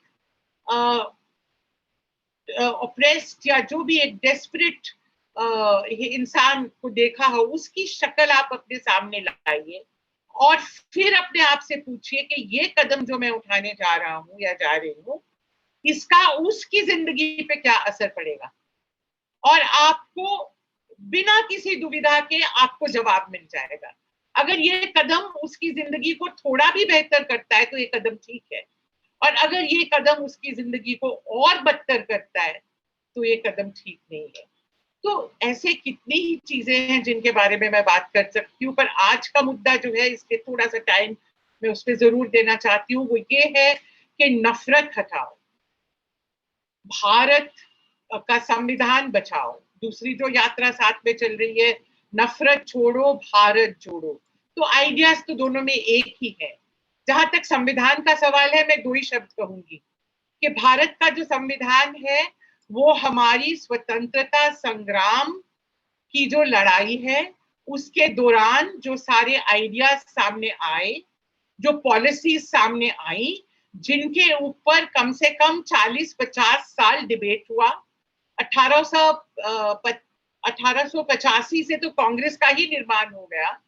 उसके बाद 1895 में लोकमान्य तिलक ने कॉन्स्टिट्यूशन ऑफ इंडिया बिल देश के सामने रखा। उसके बाद मोतीलाल नेहरू कमेटी रिपोर्ट आई। उसके पहले कॉन्स्टिट्यूशन ऑफ इंडिया बिल जो था सेंट्रल असेंबली में हुआ, फिर कराची रेजोल्यूशन हुआ। तो कितने स्टेजेस थे जिसमें कि हमारी कॉन्स्टिट्यूशन का ढांचा क्या होगा ये निश्चित होता जा रहा था एक इंटेलेक्चुअल और पॉलिटिकल प्रोसेस के थ्रू। हमारी कॉन्स्टिट्यूशन ड्राइंग रूम में बैठ के नहीं लिखी गई है या लेजिस्लेटिव असेंबली के चेंबर में भी बैठ के लिखी नहीं है। हमारी कॉन्स्टिट्यूशन लोगों ने अपनी लड़ाई लड़के लिखी है। जब हजारों की और लाखों की और करोड़ों की तादाद में लोग जमीन पर सड़कों पर उतर आते हैं तो एडल्ट सफरेज अपने आप हो जाता है। एडल्ट सफरेज किसी की देन नहीं है, चाहे वो कितना भी बड़ा लीडर हो और कितना भी बड़ा लॉ मेकर हो या कितना भी बड़ा थिंकर हो। एडल्ट सफरेज, इसी तरह भारत की महिलाओं ने सड़कों पे आके अपने पॉलिटिकल राइट्स जीते हैं। इसलिए कोई ये नहीं कह सकता था कि वुमेन सफरेज जो है वो बाद में सोची जाएगी। आप ये नहीं कह सकते लड़ाई में पूरा हिस्सा लो, जेल जाओ, सब कुछ करो, पर आपको जो वोट है वो हम बाद में सोचेंगे। तो ये जो लड़ाइयां हैं कि fundamental rights, freedom of expression की लड़ाई है, ये फ्रीडम ऑफ एक्सप्रेशन भी किसी की कोई ब्रिलियंट आइडिया नहीं था, किसी के दिमाग से निकला। ये भी हमारी आजादी की लड़ाई में से निकला, क्योंकि अंग्रेजों के खिलाफ लड़ने के लिए हमारे स्वतंत्रता संग्राम ने बोलने की आजादी, अभिव्यक्ति की आजादी के लिए लड़ाई लड़ी। फ्रीडम ऑफ द प्रेस, सबसे पहले सुरेंद्रनाथ बैनर्जी गए जेल, लोकमान्य तिलक गए जेल for freedom of the press, क्योंकि ऐसे ऐसे उस वक्त लेजिस्लेशन थे जहां के प्रेस को कोई फ्रीडम नहीं थी। तो ये सारे जो अगर आप देखें तो कॉन्स्टिट्यूशन को बचाना मतलब है हमारी स्वतंत्रता संग्राम कि जिस चीज के लिए वो लड़े, जो उद्देश्य था उसको बचाना है। संविधान एक किताब नहीं है जो कि 1950 में या 1949 में जो है कुछ बहुत बुद्धिमान लोगों ने, चाहे वो कितने भी बुद्धिमान हो या कितने भी बड़े लीडर हो, उन्होंने बैठ के लिखी। वो उसका एक डिस्टिलेशन था, हमारी फ्रीडम स्ट्रगल का एक डिस्टिलेशन था जो कॉन्स्टिट्यूशन में उसको एक लीगल फॉर्म दिया गया। इसलिए संविधान बचाने का मतलब आजादी की जो के लिए जिसके लिए हम लड़े थे, उस आजादी को बचाने से हम अलग नहीं कर सकते। ये राइट्स हमें मिले ही है क्योंकि आजादी की लड़ाई में जो लोग, जो हमारी भारत की जनता जिन्होंने इतनी कुर्बानियां दी, उन्होंने ये हक लड़ के लिए है, ये किसी की देन नहीं है। वी द पीपल, और ये कॉन्स्टिट्यूशन ने इसको रिकॉग्नाइज किया है।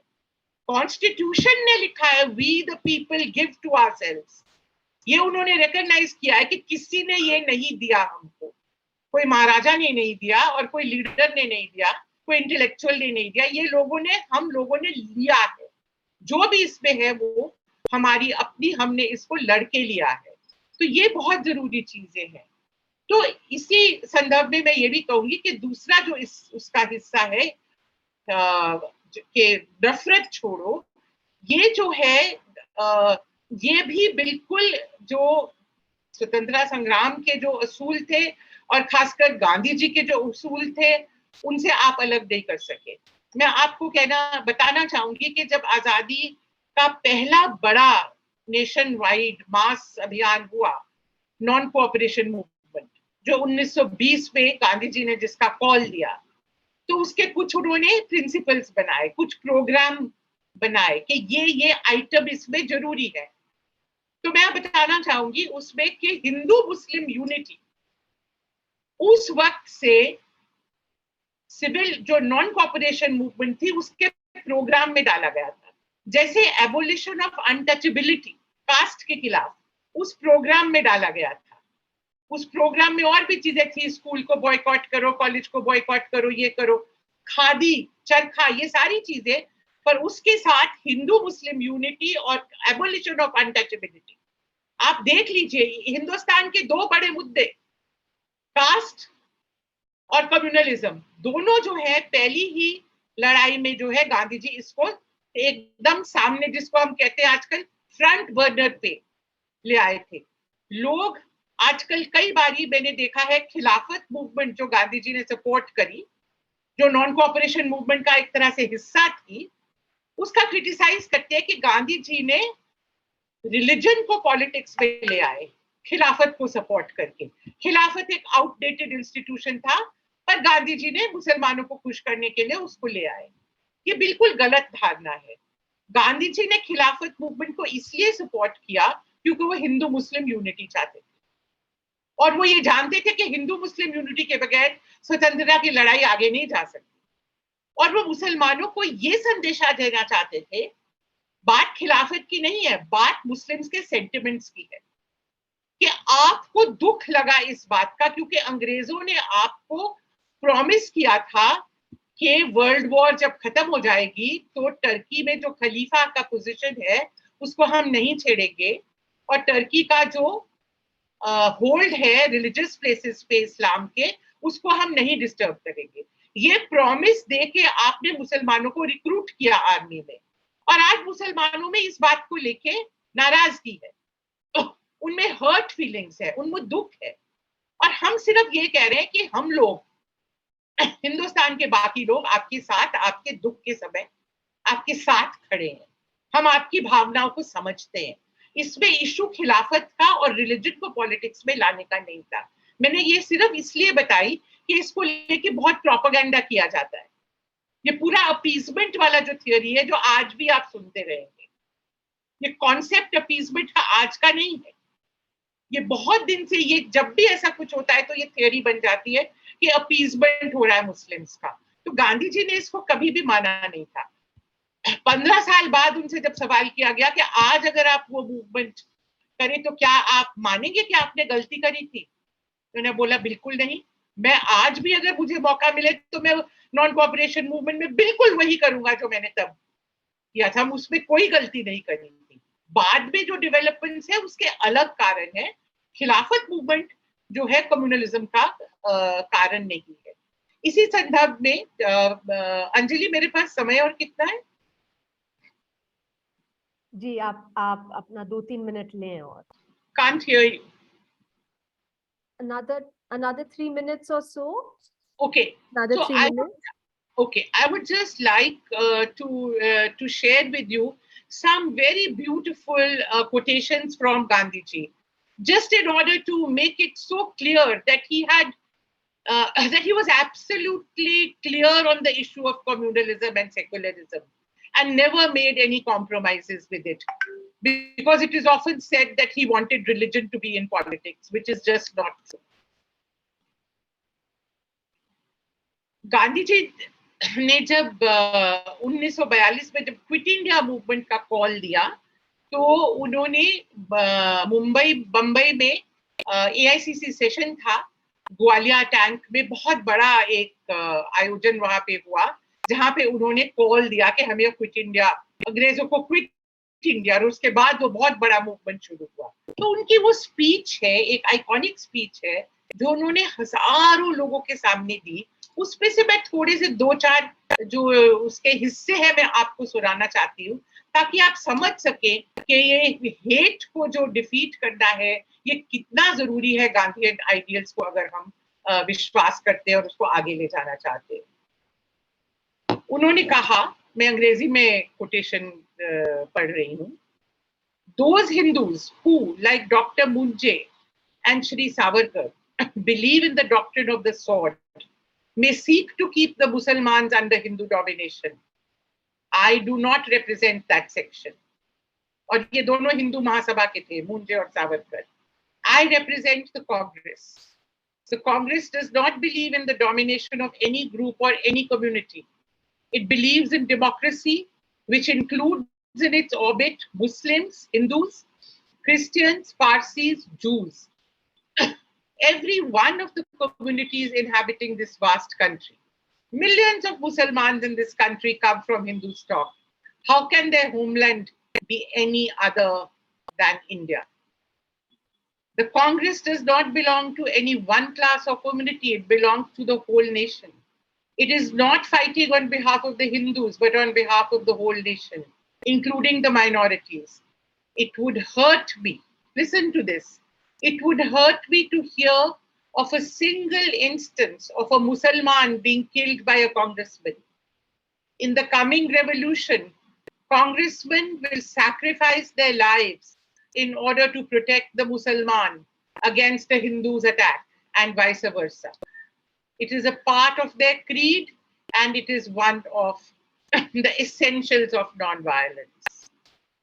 Responding a few days later to a complaint that he received from some Congress workers of Delhi about anti-Muslim propaganda being carried out in the RSS shakhas, he asserted, I quote, "Free India will be no Hindu Raj.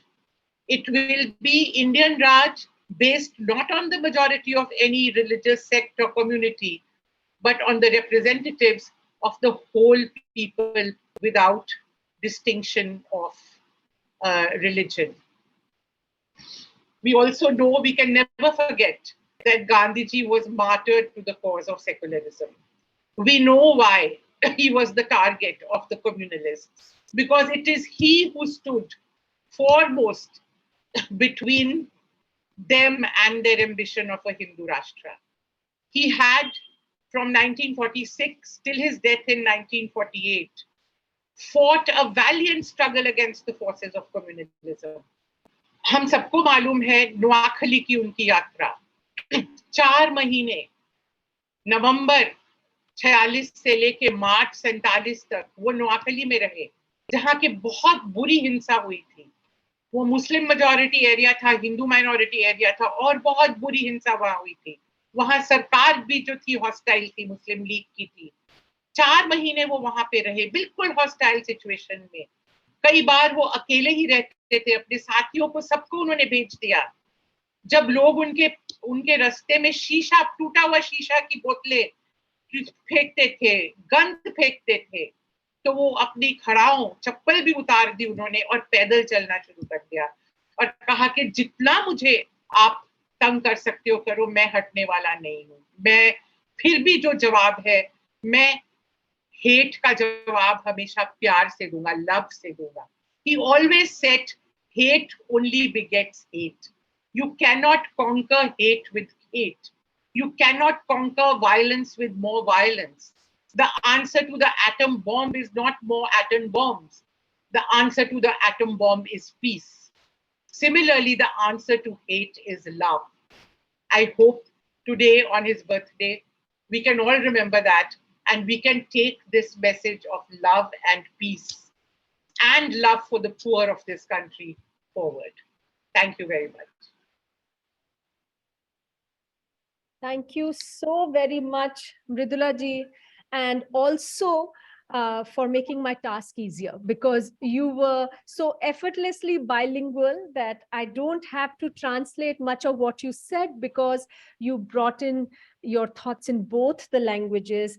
I think there was a mine of information. And of course, you said that I should not call you an authority on Gandhi, because it will take many lifetimes for anyone to become an authority on Gandhi's thoughts and philosophy. But I think you really distilled his thoughts and his philosophy for us and linked it back to our times, where each one of us today has this choice to make, where we are no longer just fighting one party or one organization. Hate is so much a part of that poison is being spread so quickly into our society that it's frightening. Because what finally happens, that is for a nation to truly progress, truly live in harmony, we need, like you said, to counter hate with love. And unless we learn from Gandhi's philosophy, where he, like you said, he wasn't just an ideologue, he was a practitioner. So unless we learn from his practice, where he stood not just for the last person, but against every single act of hate and communalism, and very, very systematically rejected it. Unless we bring that ethos into our lives, we are not going to succeed in this battle of defeating hate, and we will not be able to succeed in the quit hate and save the constitution abhiyan, the campaign. So आपका बहुत बहुत शुक्रिया मृदुला जी, आपने हमें याद दिलाया है कि आज के परिप्रेक्ष्य में जहां पर नफरत जो है वो केवल किसी एक संस्था या पार्टी तक सीमित नहीं रह गई है, वो उसे ऐसे फैलाया जा रहा है कि उस नफरत की जो जहर है वो अलग अलग तरह से लोगों में फैलाई जा रही है, और लोग उसे बहुत हद तक उस प्रोपेगेंडा को मानने भी लगे हैं। तो ऐसे में गांधी जी की जो पूरी जिंदगी है, उनका फलसफा है, उनकी जो सोच है, उसे वास्तव में हमें अपने जीवन में उतारने की जरूरत है अगर हम चाहते हैं नफरत को हटाना और संविधान को बचाना। तो आपका बहुत बहुत शुक्रिया। Thank you ever so much for joining us today and sharing your thoughts with us so generously. We now have a short poem which is being read out by Ratna Pathak Shah. We have seen her on screen. She's a very, very well-known actor, a public personality, somebody who doesn't hesitate to say what she thinks and does not hesitate to speak out against hate and divisiveness. So I'm going to request Amrita now to play the video that she has put together for us. Ratna Pathak Shah. Hello, आदाब, नमस्कार। मैं रत्ना पाठक शाह। मैं आज आपको एक कविता सुनाना चाहती हूँ। आज गांधी जयंती है। आज अहिंसा और शांति की बातें करने का खास मौका है। इसीलिए मैं आपको ये कविता a brave and startling truth सुनाना चाहती हूँ। ये माया एंजेलू की लिखी हुई है। माया एंजेलू अफ्रीकन अमेरिकन कवि हैं। मुझे उनकी कविताएं बहुत पसंद है क्योंकि वो जिस तरह से अपनी बातें सुनाती हैं, अपनी कहानी, अपने लोगों की कहानी, दुनिया की कहानी जिस तरह से सुनाती है अपनी कविताओं में, उसमें सच्चाई तो झलकती है लेकिन उम्मीद भी उतनी ही स्ट्रांगली दिखती है। आज उस उम्मीद की मुझे बहुत सख्त ज़रूरत महसूस हो रही है, इसलिए ये कविता सुनिए। A brave and startling truth by Maya Angelou. We, this people on a small and lonely planet traveling through casual space, past aloof stars across the way of indifferent suns to a destination where all signs tell us it is possible and imperative that we learn a brave and startling truth. And when we come to it, to the day of peacemaking, when we release our fingers from fists of hostility and let the pure air cool our palms. When we come to it, when the curtain falls on the minstrel show of hate and faces suited with scorn are scrubbed clean. When battlefields and Coliseum no longer rake our unique and particular sons and daughters up with the bruised and bloody soil to lie in identical graves in foreign soil.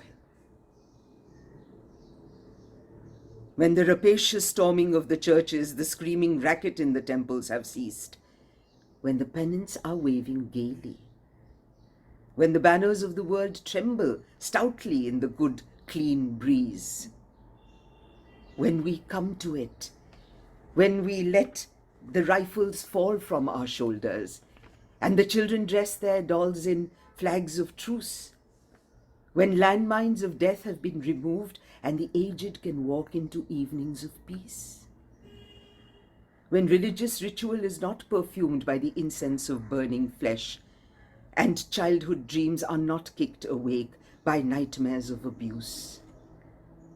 When we come to it, then we will confess that not the pyramids with their stones set in mysterious perfection, nor the gardens of Babylon hanging as eternal beauty in our collective memory, not the Grand Canyon kindled into delicious color by western sunsets, nor the Danube flowing its blue soul through Europe, not the sacred peak of Fuji stretching to the rising sun, neither Father Amazon nor Mother Mississippi, who, without favor, nurture all the creatures in the depths and on the shores. These are not the only wonders of the world.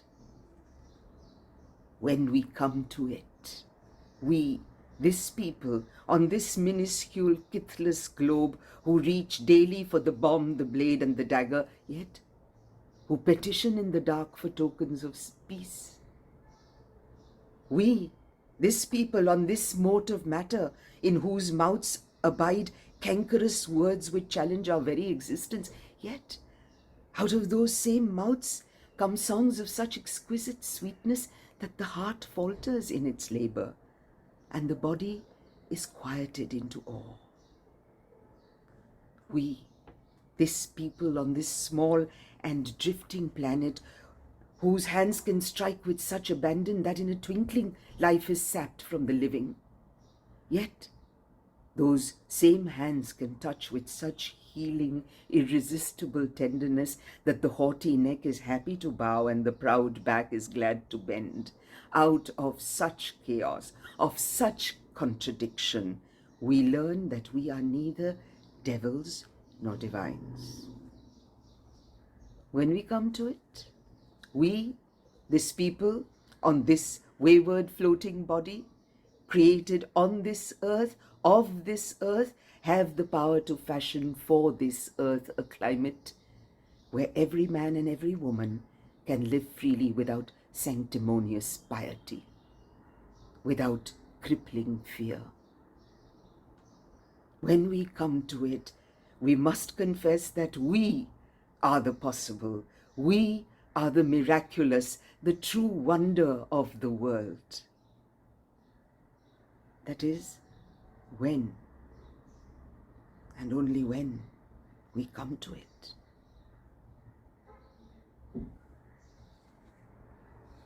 Thank you.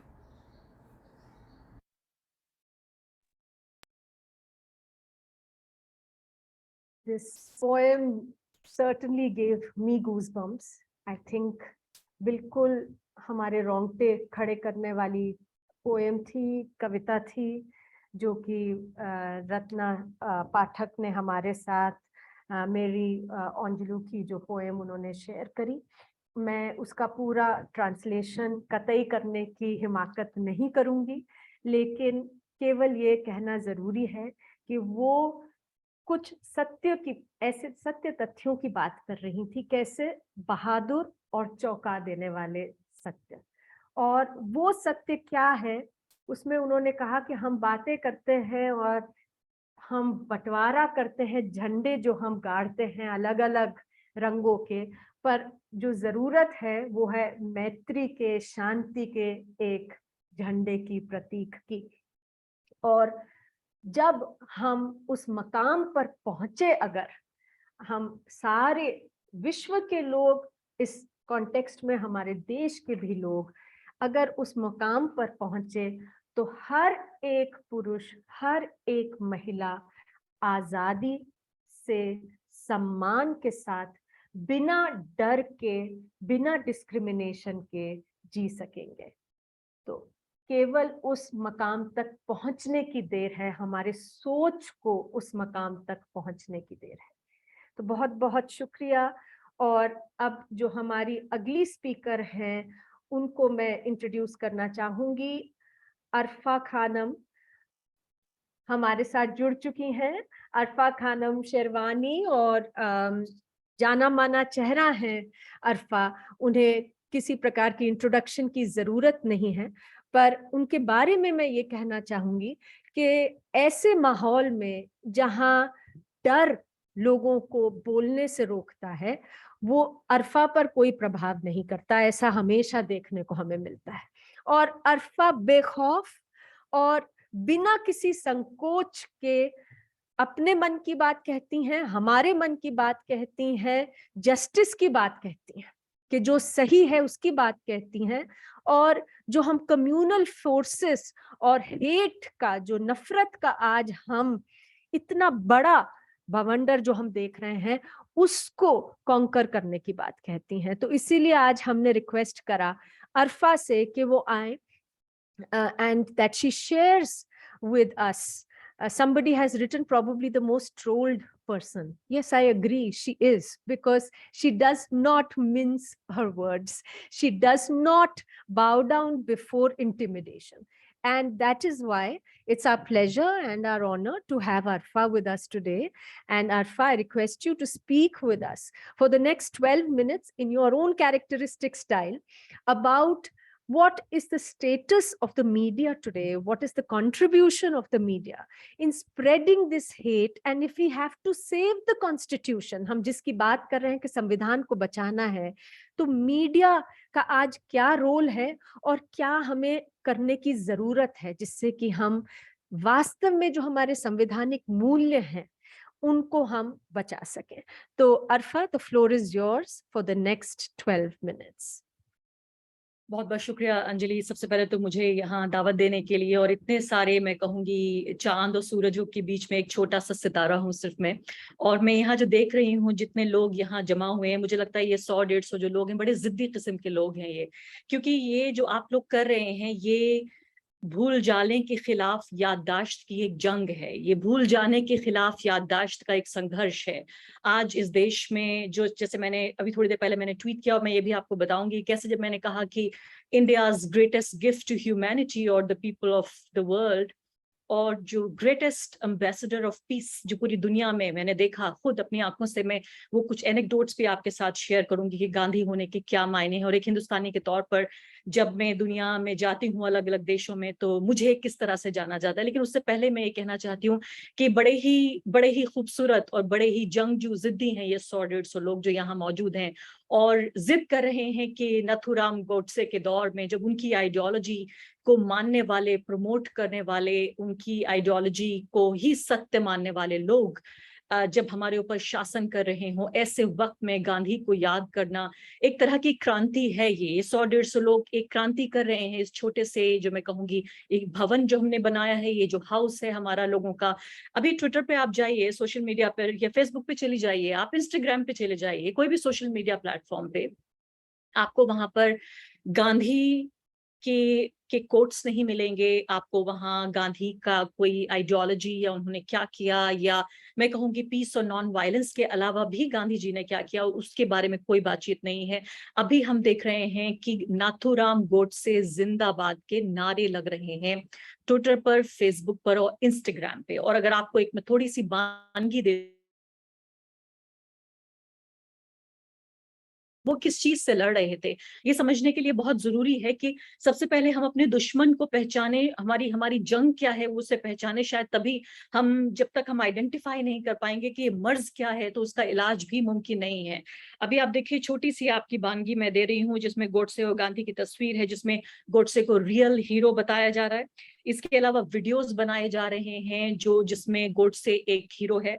इसके अलावा हर गोडसे, अब घर घर गोडसे के posters बने हुए हैं जो ट्विटर पर मौजूद हैं। मुझे शर्म आ रही है, मैं ये बहुत गर्व के साथ मैं ये सब बातें आपको नहीं बता रही हूँ, लेकिन मैं ऐसी शुतुरमुर्ग भी नहीं बनना चाहती कि जो एक रेत में अपना सर गड़ा के मैं समझूं कि बाहर सब कुछ अच्छा है।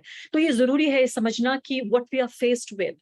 इसके अलावा देश बचा गए नाथुराम, गांधी जी के बारे में तमाम अनाप शनाप बातें वो मैं नहीं कहूंगी यहाँ पर, उनकी औरतों के साथ उनकी तस्वीरें और उनके जो इर्द गिर्द जो औरतें रहती थी उनके पूरे चरित्र को लेकर जिस तरह के सवाल उठ रहे हैं वो सब मैं यहाँ पर नहीं कहूंगी। खासकर 2 उनके ऊपर इल्जाम लगाए जाते हैं। पहली बात तो कि वो प्रो मुस्लिम थे, और दूसरे महिलाओं से उनका जो सानिध्य और जो नजदीकी थी।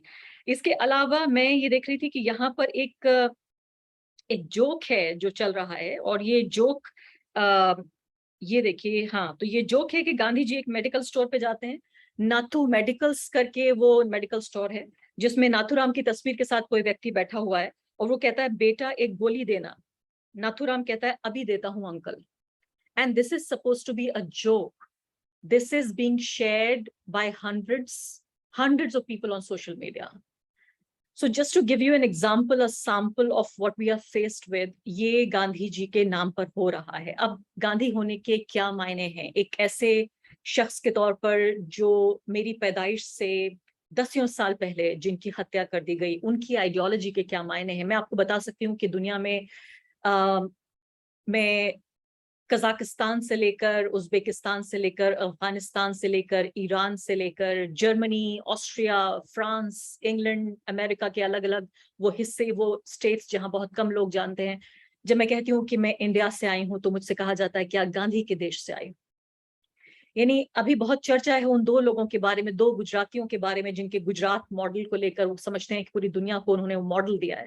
उन 2 गुजरातियों के बारे में मुझे आज तक कभी किसी ने नहीं कहा कि आप उनके देश से आई हैं। मुझे सिर्फ एक गुजराती, वही गुजरात का मॉडल, उसी गुजराती का मॉडल जो सिर्फ भारत में नहीं बल्कि जहां जहां मैं सबसे ज्यादा मैंने देखा, मैंने कुछ महीने गुजारे जर्मनी में और मैंने वहां देखा कि गांधी का नाम अक्सर लोग लिया करते हैं और वहां दीवारों पर गांधी जी के कोट्स के पोस्टर लगे हुए हैं। बर्लिन में, म्यूनिक में, बॉन में, हैम्बर्ग में, अलग अलग जो बड़े बड़े शहर है। और मैं I was pleasantly surprise to see कि मेरे गांधी का, वो मेरे बापू हैं, मेरे गांधी को जर्मनी में सबसे ज्यादा याद किया जा रहा है जो मैंने देखा। फिर मैंने ये रियलाइज किया कि जहां जहां हिटलर होते हैं वहां वहां गांधी की जरूरत सबसे ज्यादा होती है। और इसीलिए आज हमारे देश में, भारत में गांधी की सबसे ज्यादा जरूरत है, क्योंकि आज हिटलर की आइडियोलॉजी, जो नथुराम गोडसे की आइडियोलॉजी है, वो सर चढ़ के बोल रही है। महात्मा गांधी को रिडिक्यूल किया जा रहा है, मॉक किया जा रहा है, मजाक का पात्र बनाया जा रहा है, उनकी पूरी जिंदगी पे सवाल उठाए जा रहे हैं। तो इसीलिए जहां हिटलर होते हैं वहां गांधी की जरूरत होती है। और इसीलिए आज मैं ये भी बताना चाह रही थी आपको कि जो नफरत का जो आलम है, इससे पहले कि हम ये देखें कि महात्मा गांधी ने किस तरह से उनका what was his way of life, what was his way of fighting hatred, bigotry, divisive politics, तो हमें ये भी समझने की जरूरत है कि आज अगर आप देखें तो सोशल मीडिया पर, मैंने आपको ट्रेंड्स के बारे में बताया, अब आप मेन स्ट्रीम मीडिया पे आ जाइए। मैं बदकिस्मती से या खुशकिस्मती से एक ऐसी इंडस्ट्री का हिस्सा हूं जो आज, मतलब मैं कहूंगी, भारत के संविधान, लोकतंत्र और गांधी जी की जो एक बार हत्या हुई थी, वो हर रोज गांधी की हत्या कर रहे हैं ये लोग। नेशनल टेलीविजन पर सबके सामने धड़ल्ले से एक व्यक्ति नहीं, बल्कि ये जो नफरती, जो ये हेट फिल्ड, बिगेटेड जो सोल्जर्स हैं, ये बाकायदा फौजी बन चुके हैं, ये उनकी पूरी सेनाएं हैं बाकायदा। और ये लोग अभी कैंपेन चला रहे हैं कि जो हिंदू फेस्टिवल्स हैं उसमें मुसलमानों को नहीं जाना चाहिए। और आपको लग रहा होगा कि शायद ये 2, 4, 6 कोई आईटी सेल के लोग होंगे, 10, 20, 50 होंगे। मेन स्ट्रीम मीडिया में, टीवी चैनल्स पर कैंपेन चलाया जा रहा है कि कोई भी मुसलमान गरबा में, नवरात्रि के जो फंक्शन हैं, जो सेलिब्रेशंस हैं, उनमें नजर नहीं आना चाहिए। और कैंपेन ये है कि अगर आपको गरबा में नाचना है तो आपको पूजा भी करनी होगी, यानी आप बिना पूजा किए हुए गरबा में नहीं जा सकते। हमारा ये कोई ये नाचने का कार्यक्रम नहीं है, कोई नृत्य की सभा नहीं है। आप अगर जा रहे हैं तो पहली बात तो मुस्लिम लड़कों पे ये इल्जाम है कि आप वहां जाते हैं तो हिंदू लड़कियों को लुभाने के लिए वहां पे जाते हैं। यानी कोई भी जो एक कल्चर, एक कॉम्पोजिट कल्चर जो भारत का हुआ करता था, यानी सोचिए आपके कल को अगर अंजलि या मृदुला जी को या शबनम को बुलाया जाए कि किसी, आप इफ्तार में जाइए, या कहा जाए कि ईद के मौके पर आपको, मैं लेट्स से कि मैं आपको ईद डिनर पे बुलाऊं, तो आपसे एक्सपेक्टेशन में करूं कि पहले आप ईद की नमाज पढ़िए, फिर आपको ईद की सेवैयां मिलेंगी, या पहले आप रोजा रखिए और रोजा रख के नमाज पढ़िए, फिर मैं आपको इफ्तार दूंगी। मतलब it is as ridiculous as this. तो सीधे तौर पर ये सोचिए, आपकी जो मुस्लिम पुरुष की एक पूरी जो इमेज है, यंग मुस्लिम मैन, उनकी इमेज ये है कि ये क्रिमिनल्स हैं, ये रेपिस्ट हैं, ये बाबर की औलाद। और यहाँ तक हद ये है कि इवन महिलाओं तक को नहीं बख्शा जा रहा है। पिछले लगातार 3-4 दिनों से एक मेरा private video, I don't know कहाँ से वो लीक हुआ, कैसे इन लोगों को मिला, फोन हैकिंग हो रही है, आई डोंट नो क्या है, वहां से वो उठा के मेरा प्राइवेट वीडियो सोशल मीडिया पे लीक किया गया है। उसमें मेरे परिवार की, मैं कहूंगी यहाँ तक कि उनकी सिक्योरिटी को भी they are jeopardising. I don't want to give here more details, और मैं और ज्यादा उनको अनसेफ कर दूं, इसलिए मैं इससे ज्यादा डिटेल्स नहीं देना चाहती। लेकिन मैं आपको बता रही हूँ कि जो सच बोलने की जो कीमत है, और जो इतना बड़ा ये मेजॉरिटेरियन हेट प्रोजेक्ट है, उसको एक छोटी अपनी कैपेसिटी में मैं काउंटर करने की कोशिश करती हूँ। इसलिए नहीं कि मैं बहुत बड़ी महात्मा हूँ कोई, इसलिए नहीं कि मुझे I'm a superior human. I do it for very selfish purposes. I do it for the world that I want to live in, the world that was given to me, that I inherited, and the world that I will leave for my future generations. तो मैं इस दुनिया को और अपने आसपास की दुनिया का मैं दावा नहीं कर सकती, लेकिन आसपास की जो माहौल है उसे बेहतर बनाने की हर दम हर पल मैं कोशिश करती हूँ, क्योंकि इसी दुनिया में मुझे रहना है, इसी दुनिया में मेरे परिवार को रहना है, इसी दुनिया में मेरे भविष्य की जनरेशन को रहना है। तो ये बहुत ही सेल्फिश पर्पस से मैं करती हूँ। तो उसकी कीमत आप ये देखिए कि प्राइवेट वीडियोस मेरे हर सोशल मीडिया प्लेटफॉर्म पे लाखों की तादाद में लोग देख रहे हैं, मॉक कर रहे हैं, रिडिक्यूल कर रहे हैं, थ्रेटन कर रहे हैं, माइनर की सिक्योरिटी को, सेफ्टी को खतरे में डाल रहे हैं, और मैं खुल के बोल भी नहीं सकती हूँ। आप मुझे देखिए कि मेरे जो अंदर, मतलब मैं कहूंगी कि ज्यादातर मेरी बदकिस्मती है कि जो पूरा जो कीचड़ है, ये जो दलदल है नफरत का, मेजॉरिटेरियनिज्म का, हिंसा का, मुझे रोज इस दलदल में उतरना पड़ता है। मुझे रोज जानना पड़ता है कि हो क्या रहा है, मुझे कहना क्या है, क्योंकि जब तक मुझे ताजा हालात का अंदाजा नहीं होगा, शायद I wouldn't be able to comment on the current affairs. उसकी कीमत यह है कि पूरे तरीके से न सिर्फ कि मैं अपने ऊपर झेल लेती हूँ, कोई भी आप मेरे खिलाफ कैंपेन चलाइए, लेकिन मेरे परिवार और माइनर्स के खिलाफ जिस तरह का कैंपेन चल रहा है, मुझे लगता है कि मुझे अब तक लगता था कि मैंने I have developed some kind of a thick skin, but they have gone so low and so deep into it that it hurts me so bad. I have been silently dying for the last 3 days. I feel so helpless. I don't know. I don't want to go to the police. मुझे पता है कि उनका रवैया क्या होगा. I don't want to go to any government or any authority. मुझे पता है which side they are. तो ये इतने पावरफुल लोग हैं that you feel so powerless that you don't know what to do anymore. And then, you know, ये मतलब आपको लग रहा होगा आपने मुझे यहाँ प्रोफेशनल की तरह बुलाया है, and I'm talking about my personal stuff because personal is professional, professional is personal. That line was blurred long ago. And I don't know how to, you know, I mean, journalism की class में हमें पढ़ाया गया था, बताया गया था कि आपको अपने जो सब्जेक्ट है उससे एक ऑब्जेक्टिव दूरी बरकरार रखनी है। अब आप ये सोचिए कि जब मेरी जैसी शख्सियत कोई जाती है और मैं बात करती हूँ और मेरे तरह मेरी पूरी personal life is at stake, इसमें पर्सनल कहाँ है, प्रोफेशनल कहाँ है, कौन सी लाइन मैं ड्रॉ करूं जब सारी लक्ष्मण रेखाएं लांघ दी गई हैं। तो इसलिए इतनी बड़ी ये ताकत है जिसमें पूरे के पूरे एक समुदाय को एक दानव की तरह, एक दैत्य की तरह पेश किया गया है। हर रोज मैं सुनती हूँ कि बाबर की औलाद, मैं रोज सुनती हूँ तुम्हें गौरी लंकेश बना देंगे, मैं रोज सुनती हूँ किस तरह की ग्राफिक डिटेल में वो बताते हैं कि तुम्हारे साथ वो क्या करना चाहते हैं। उस सब के बावजूद सुबह रोज मैं उठती हूँ और एक नया प्लेज मैं करती हूँ कि नहीं, शायद मेरी आवाज की जरूरत है। शायद यहाँ पे जैसे मैंने कहा कि ये 100-150 जो जिद्दी लोग हैं, इन्होंने मुझे बुलाया और कहा कि आइए अपनी बात कही, और यहाँ मुझे महसूस होता है जैसे कि मैं अपने परिवार के साथ बैठी हुई हूँ। तो अब ये एक तरफ ये मेजॉरिटेरियन हेट है, दूसरी तरफ लोग कह रहे हैं कि आपको जरूरत क्या है इस तरह के गरबा वगैरह में जाने की, आपको जरूरत क्या है उनके फेस्टिवल्स में जाने की, आप ये हराम काम क्यों कर रही हैं, आपको क्या जरूरत है शिर्क करने की। यानी आप ये सोचिए कि एंड आई डू अंडरस्टैंड, मतलब एक तरफ कंजर्वेटिव तबका है, वो झुंड है मुसलमानों का जिनकी एक राय है कि ये नहीं करना चाहिए इस तरह से पार्टिसिपेट, लेकिन उसमें एक तबका वो भी है जो पार्टिसिपेट करता रहा है अपने दोस्तों के साथ, जैसे उनके दुख में शरीक होता है, उनके सुख में भी शरीक होना चाहता है। But this whole reaction comes also from a place of hurt, place of disgrace, जहां आपकी डिग्निटी को नुकसान पहुंचाया जा रहा है। फिर मेरे जैसे लोगों पे लोग गुस्सा होते हैं कि you are a public figure and you are bringing this disgrace and insult to us by doing all of this, क्योंकि वो वक्त नहीं है, ये दौर नहीं है। लेकिन मैं उन्हें याद दिलाना चाहती हूँ कि एक बहुत ही टॉलरेंट और इतने खूबसूरत मजहब को हम एक मुट्ठी भर लोगों को हाईजैक नहीं करने देना चाहिए, चाहे इस तरफ के हों या उस तरफ के हों। इस वक्त सिर्फ फर्क इतना है कि इस तरफ के जो लोग हैं इनके पास स्टेट पावर है, उधर स्टेट पावर नहीं है। So they are all powerful, they have the whole state machinery to back and support the ideology that they want to publicize and propagate.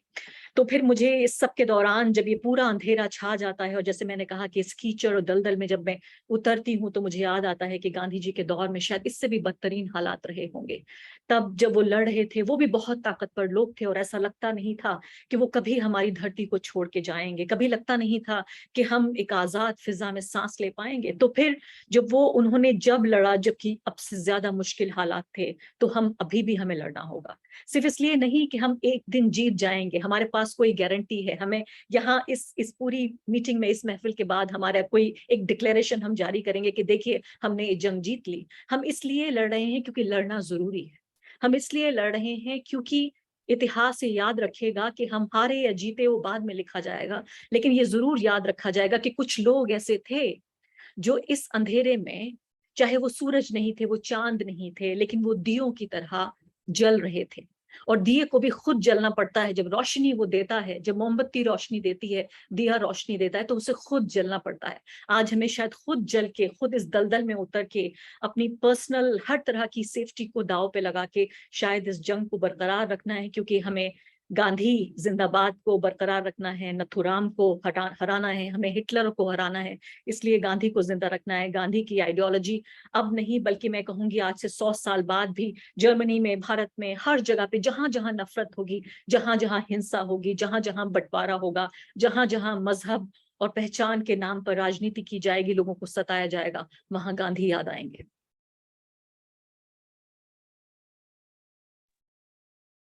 बहुत बहुत शुक्रिया अरफा। और हर बार जब आप अपनी बात रखती हैं तो बिल्कुल दिल से रखती हैं आप अपनी बात। मतलब क्योंकि मुझे लगता है कि यहाँ पर केवल जब हम चर्चा करते हैं तो जो हम बातें उठा रहे हैं वो इतनी बुनियादी हैं कि जैसे आपने कहा कि जो बाउंड्रीज हैं पर्सनल की, प्रोफेशनल की और पॉलिटिकल की, वो बाउंड्रीज का कोई मायने नहीं रह जाता। So thank you so very much Arfa for speaking straight from the heart.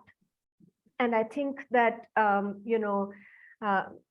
to very briefly translate some of the things that you said, because they were said so much from the heart, there is really no, these can't be translated in words easily. But I think the important thing is that you said that this campaign and campaigns like this, the Nafrat Chodo Samvidhan Bachao campaigns, are really campaigns to remember, to stubbornly say we will not forget. We will not forget the values, we will not forget the principles that this entire struggle has been about. Even the independence struggle was not without its values and principles. We did not want a meaningless azadi or a meaningless freedom. There was a whole set of values that we fought with at the time of independence, and Mahatma Gandhi in many ways embodied those.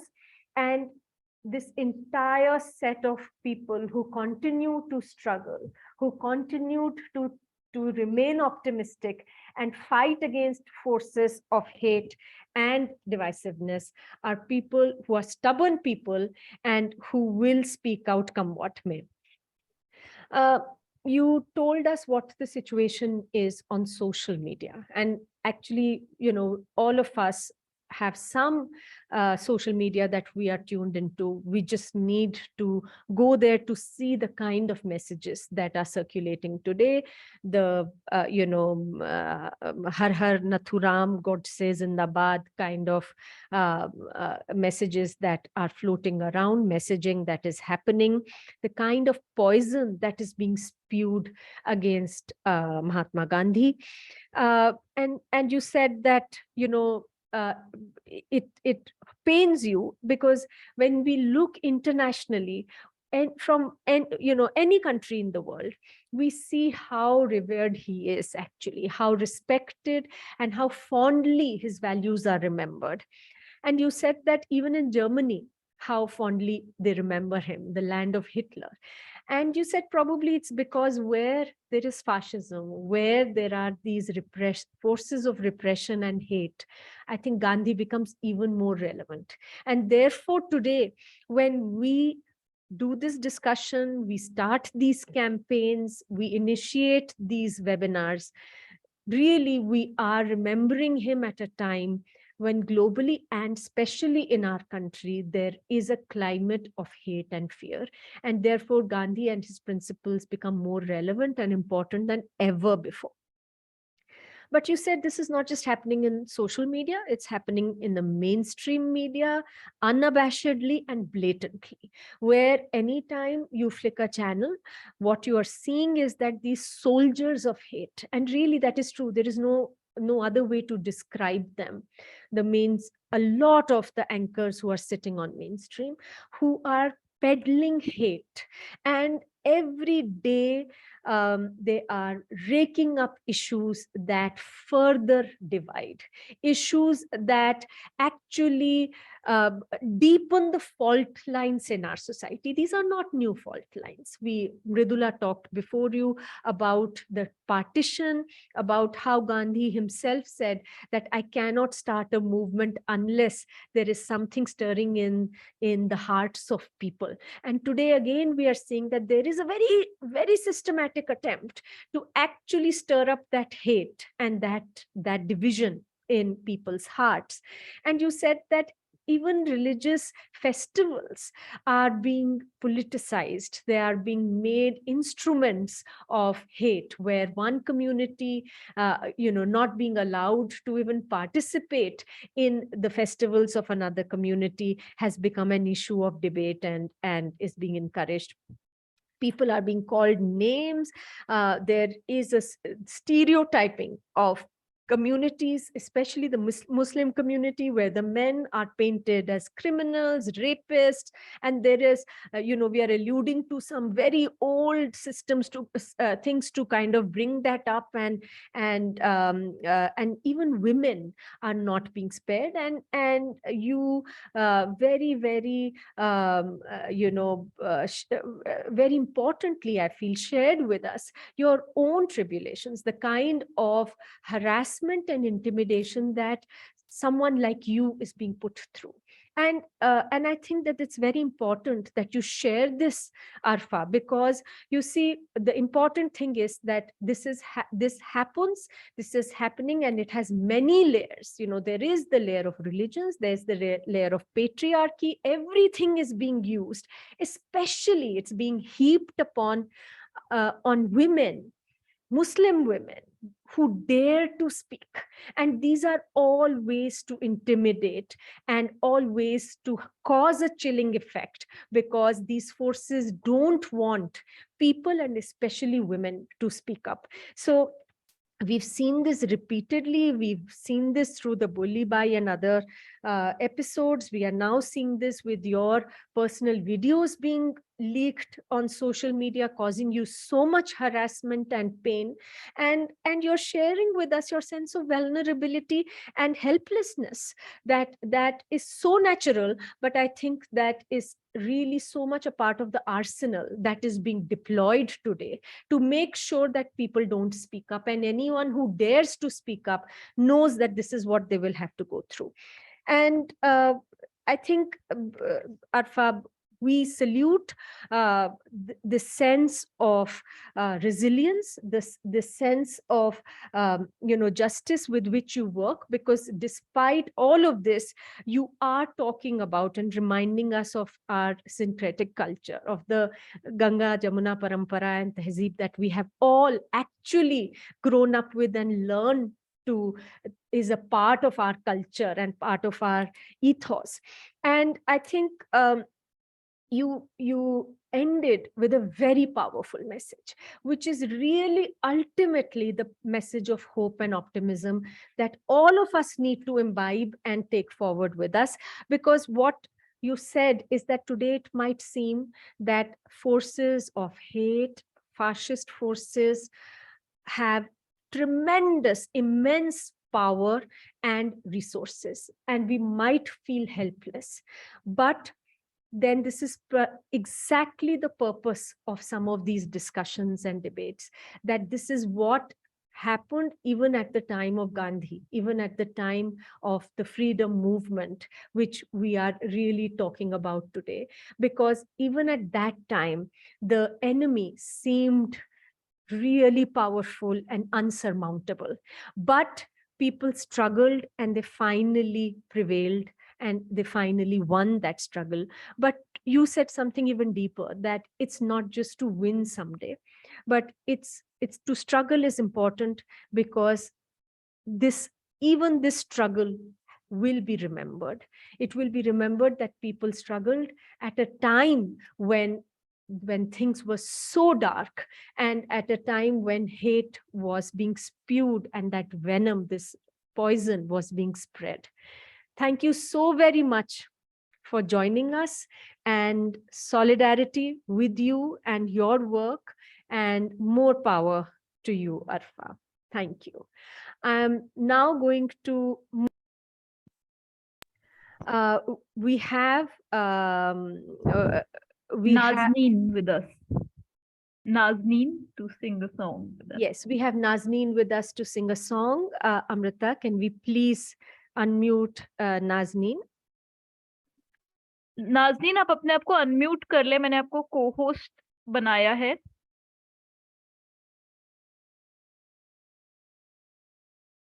Nazneen यदि आप मेरे को सुन पा रहे तो अपने आप को को-होस्ट, आपको को-होस्ट मैंने बनाया है, आप अपने आप को अनम्यूट कर लें. We also have a recording by the Ahvan project of Vaishno Ajanto. If you like, I could play that as well. Yes, please. Actually, Amrita, why don't we take a couple of questions at this time? There are a few questions that I can see. There is a question that Mirza Yusra Beg wants to ask Justice Lokur. So Justice Lokur, if you could please unmute yourself. The question is, due to the diversity in India and looking at everyone's perspective, something which is hate or bad for me might be good for another individual. How does our constitution draw a line between good and bad apart from content, intent, and impact? If you could respond. Yes, thank you for that question. You see, our constitution does not draw a line in that sense. The constitution is a model of governance, and really it is the authorities who have to take a call on this.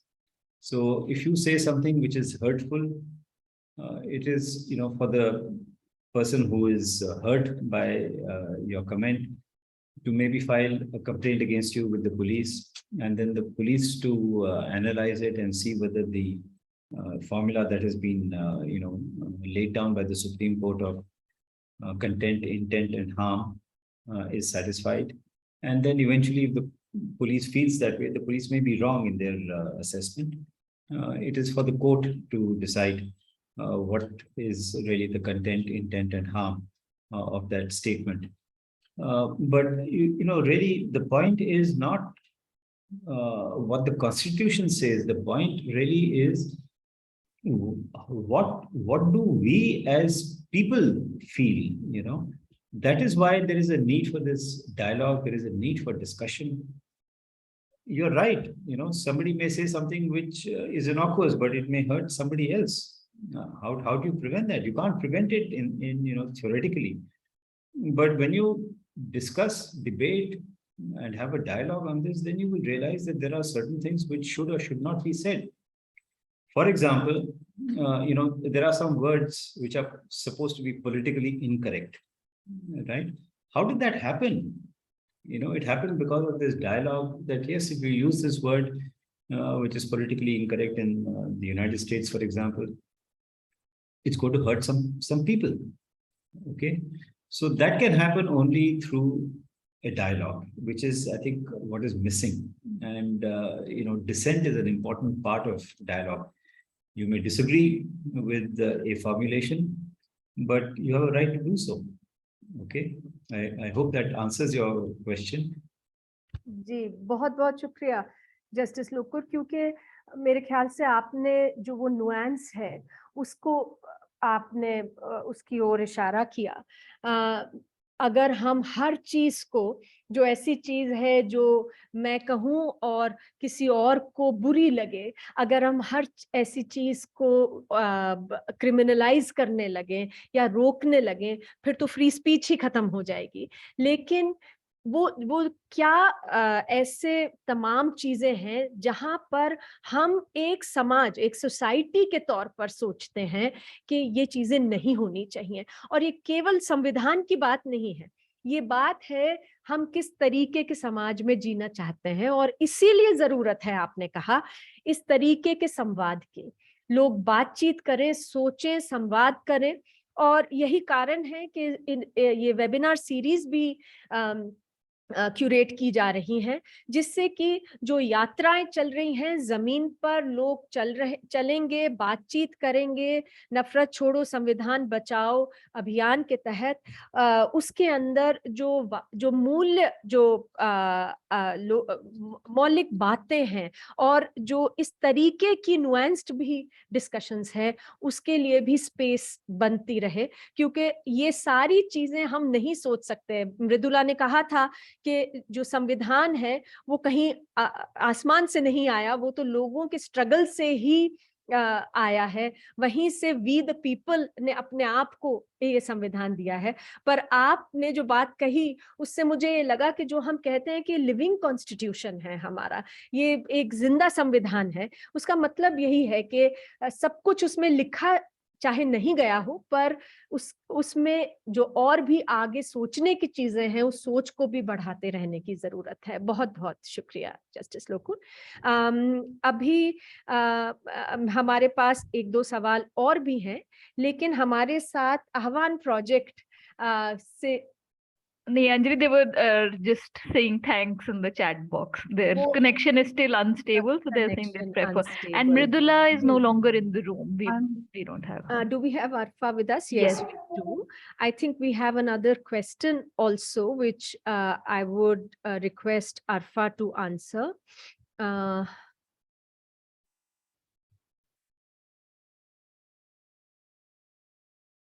Can we have that up on the screen, Amrita, if it's possible?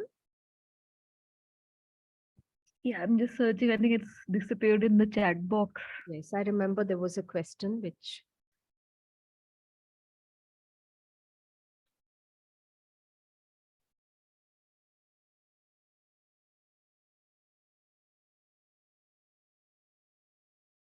Lots of messages of solidarity for Arfa in the chat box, and I think that's where we lost the question at some point. Yes. But somebody's suggesting that why don't we have groups of hundreds of us, like-minded people, and perhaps from there think of strategies on how this could be defeated. So perhaps Arfa could comment on that.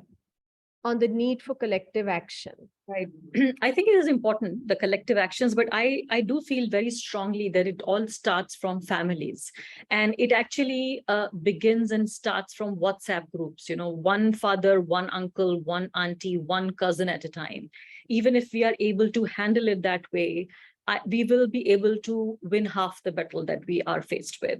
So I do feel there is a need for collectives, and there is no dearth. I mean, I do keep saying that whether it's Hindus or Muslims or Christians, the smallest minority in India these days are the liberals, and these are the very liberals, you know. Otherwise, all of the people, they are comfortably placed, whether you talk about conservative Hindus or Muslims or Christians for that matter, it suits them.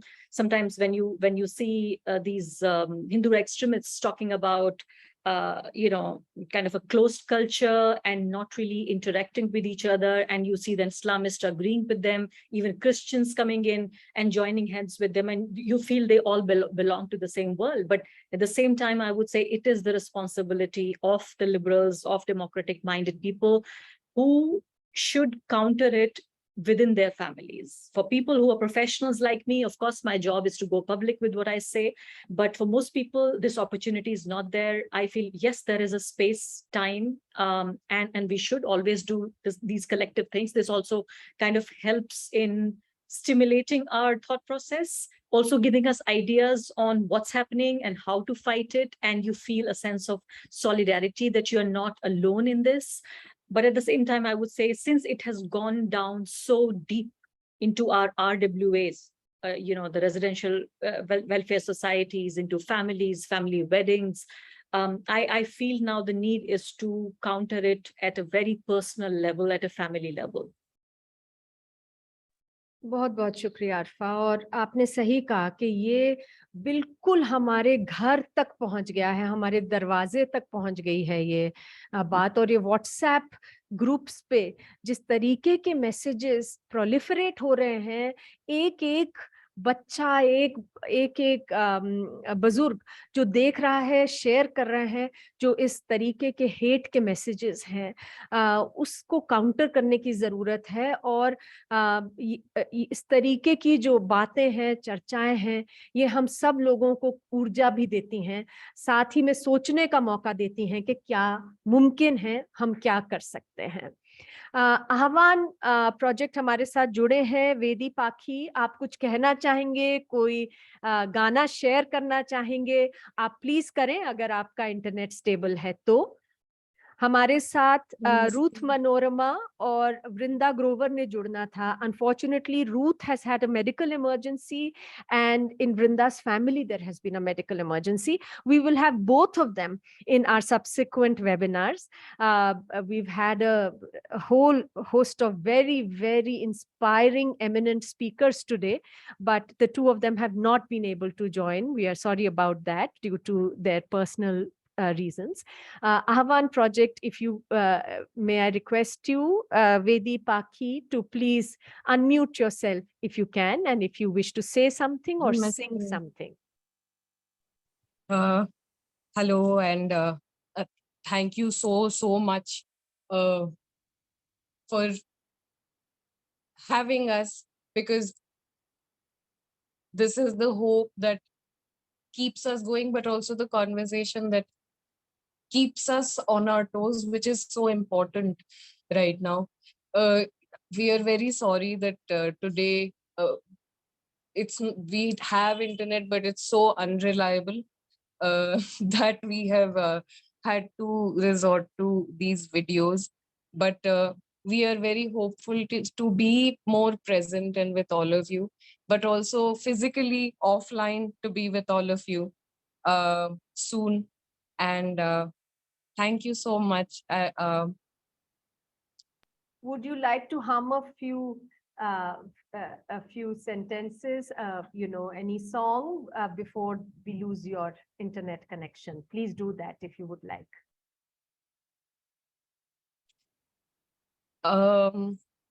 There is one song. It's a little bit different in its approach taken, because this is a safe space.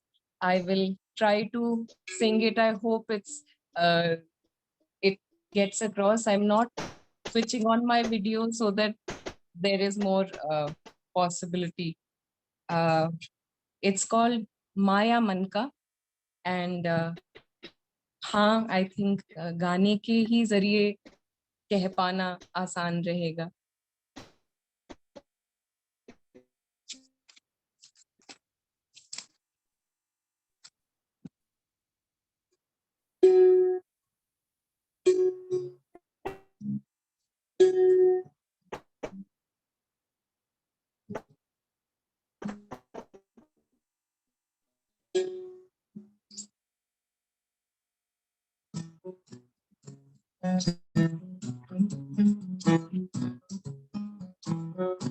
माया मनका मंदिर घंटा सबका बड़ा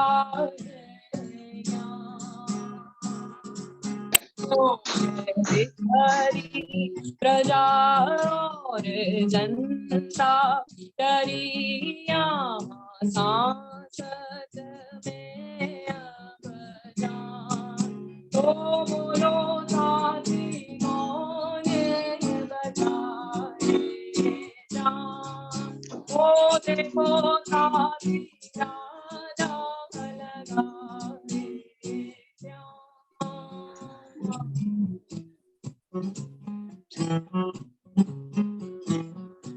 माया मनका मंदिर घंटा सबका बड़ा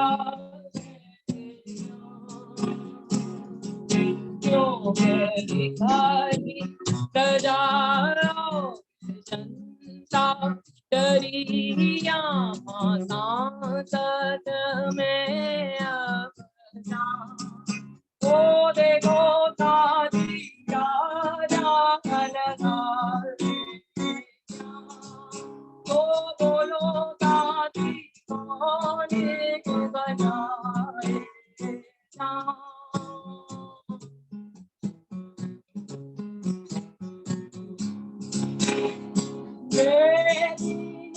दादी गिरी दूजे बेजे दादी गिरी दूजे बेजा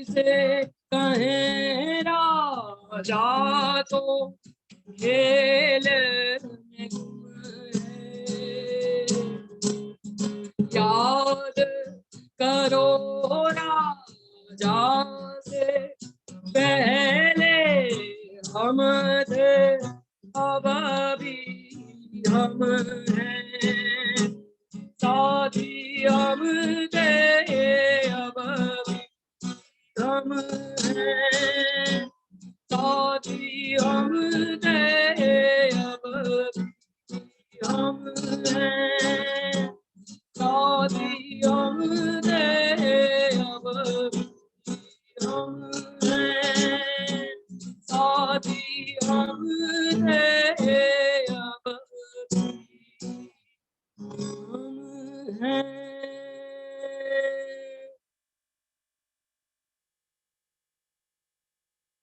बहुत शुक्रिया। आप इसके बारे में 2 शब्द बोलना चाहेंगे, गाने के बारे में, बोल के बारे में?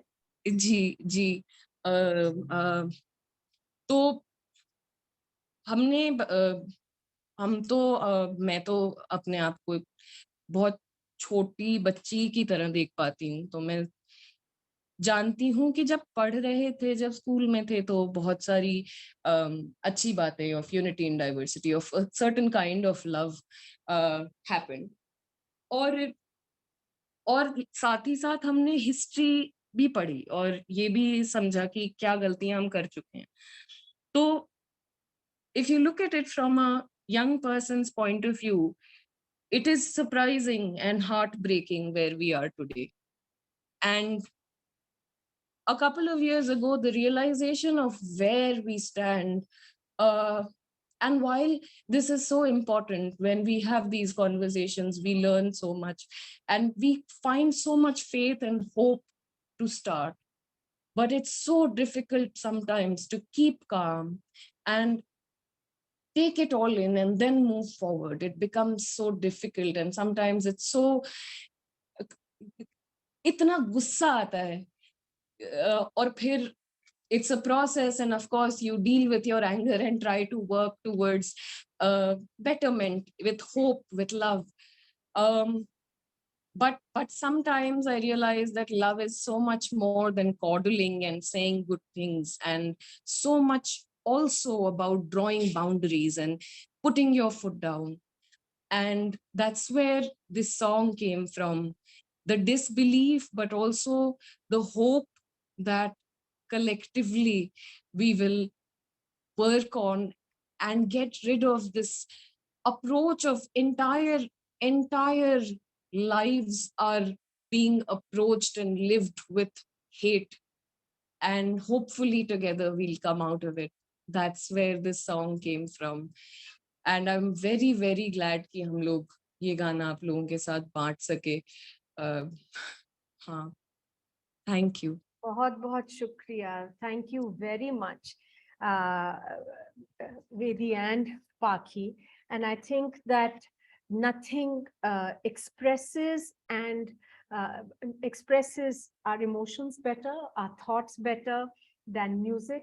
Nothing energizes us more than music. So thank you for sharing your songs with us today, and we wish there was less technical problems, but at the same time we had your video which we were able to share and see today.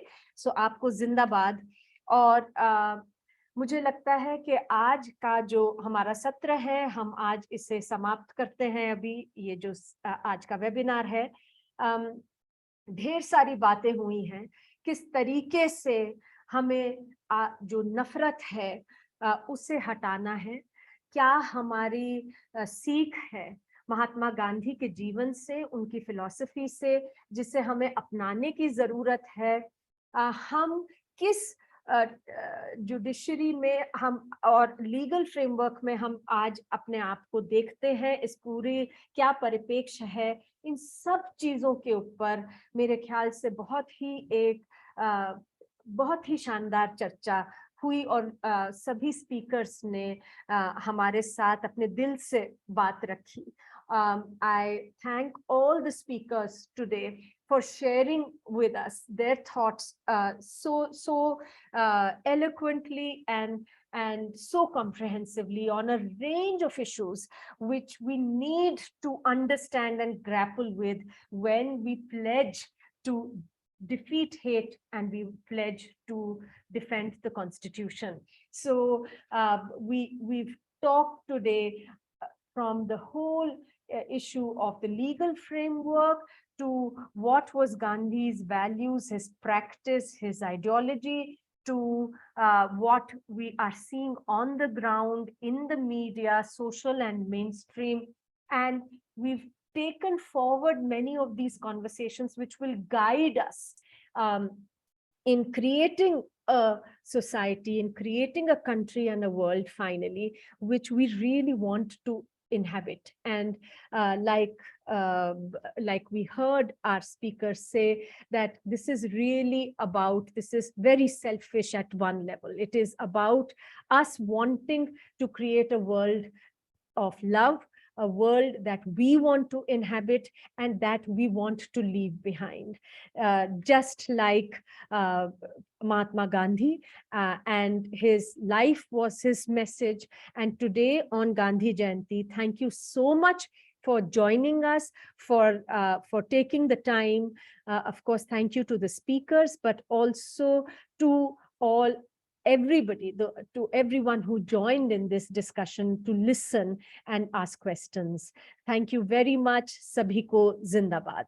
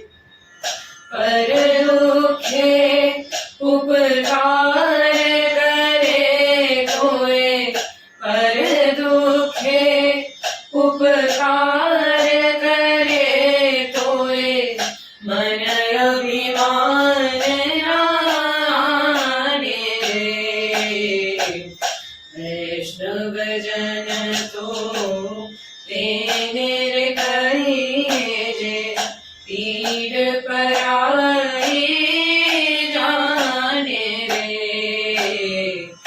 वैष्णव जन तो तेरे कही जे पीड़ पराई जाने रे वैष्णव जन तो तेरे कही रे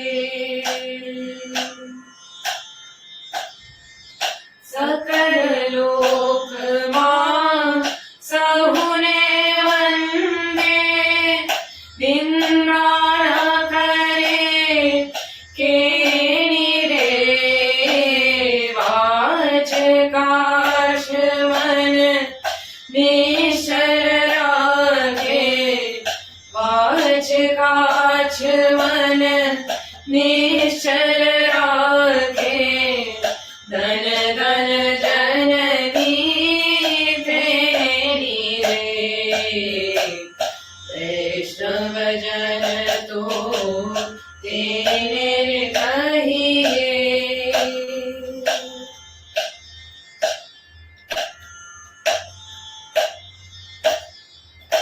मोह माया व्यापे नहीं जेने राग जिना मन मारे राम नाम सुन ताली लागी राम नाम सुन ताली लागी सकल तीरथ तेना मन मारे वैष्णव जन तो तेरे कहिए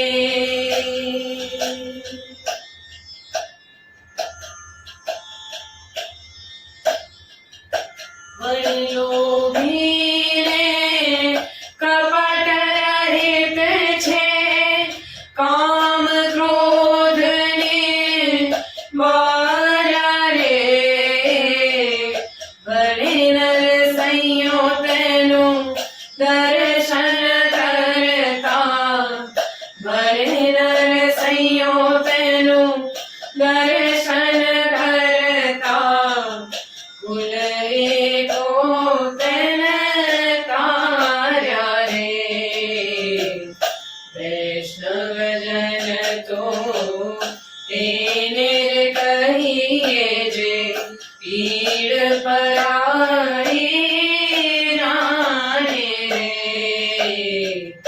वैष्णव जन तो तेने कहिए जे पीड़ पराई जाने रे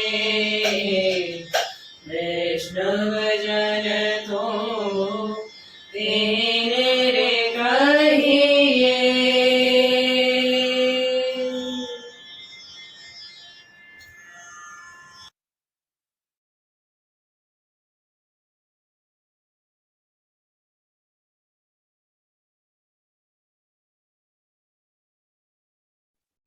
Thank you. We're now shutting this Zoom room.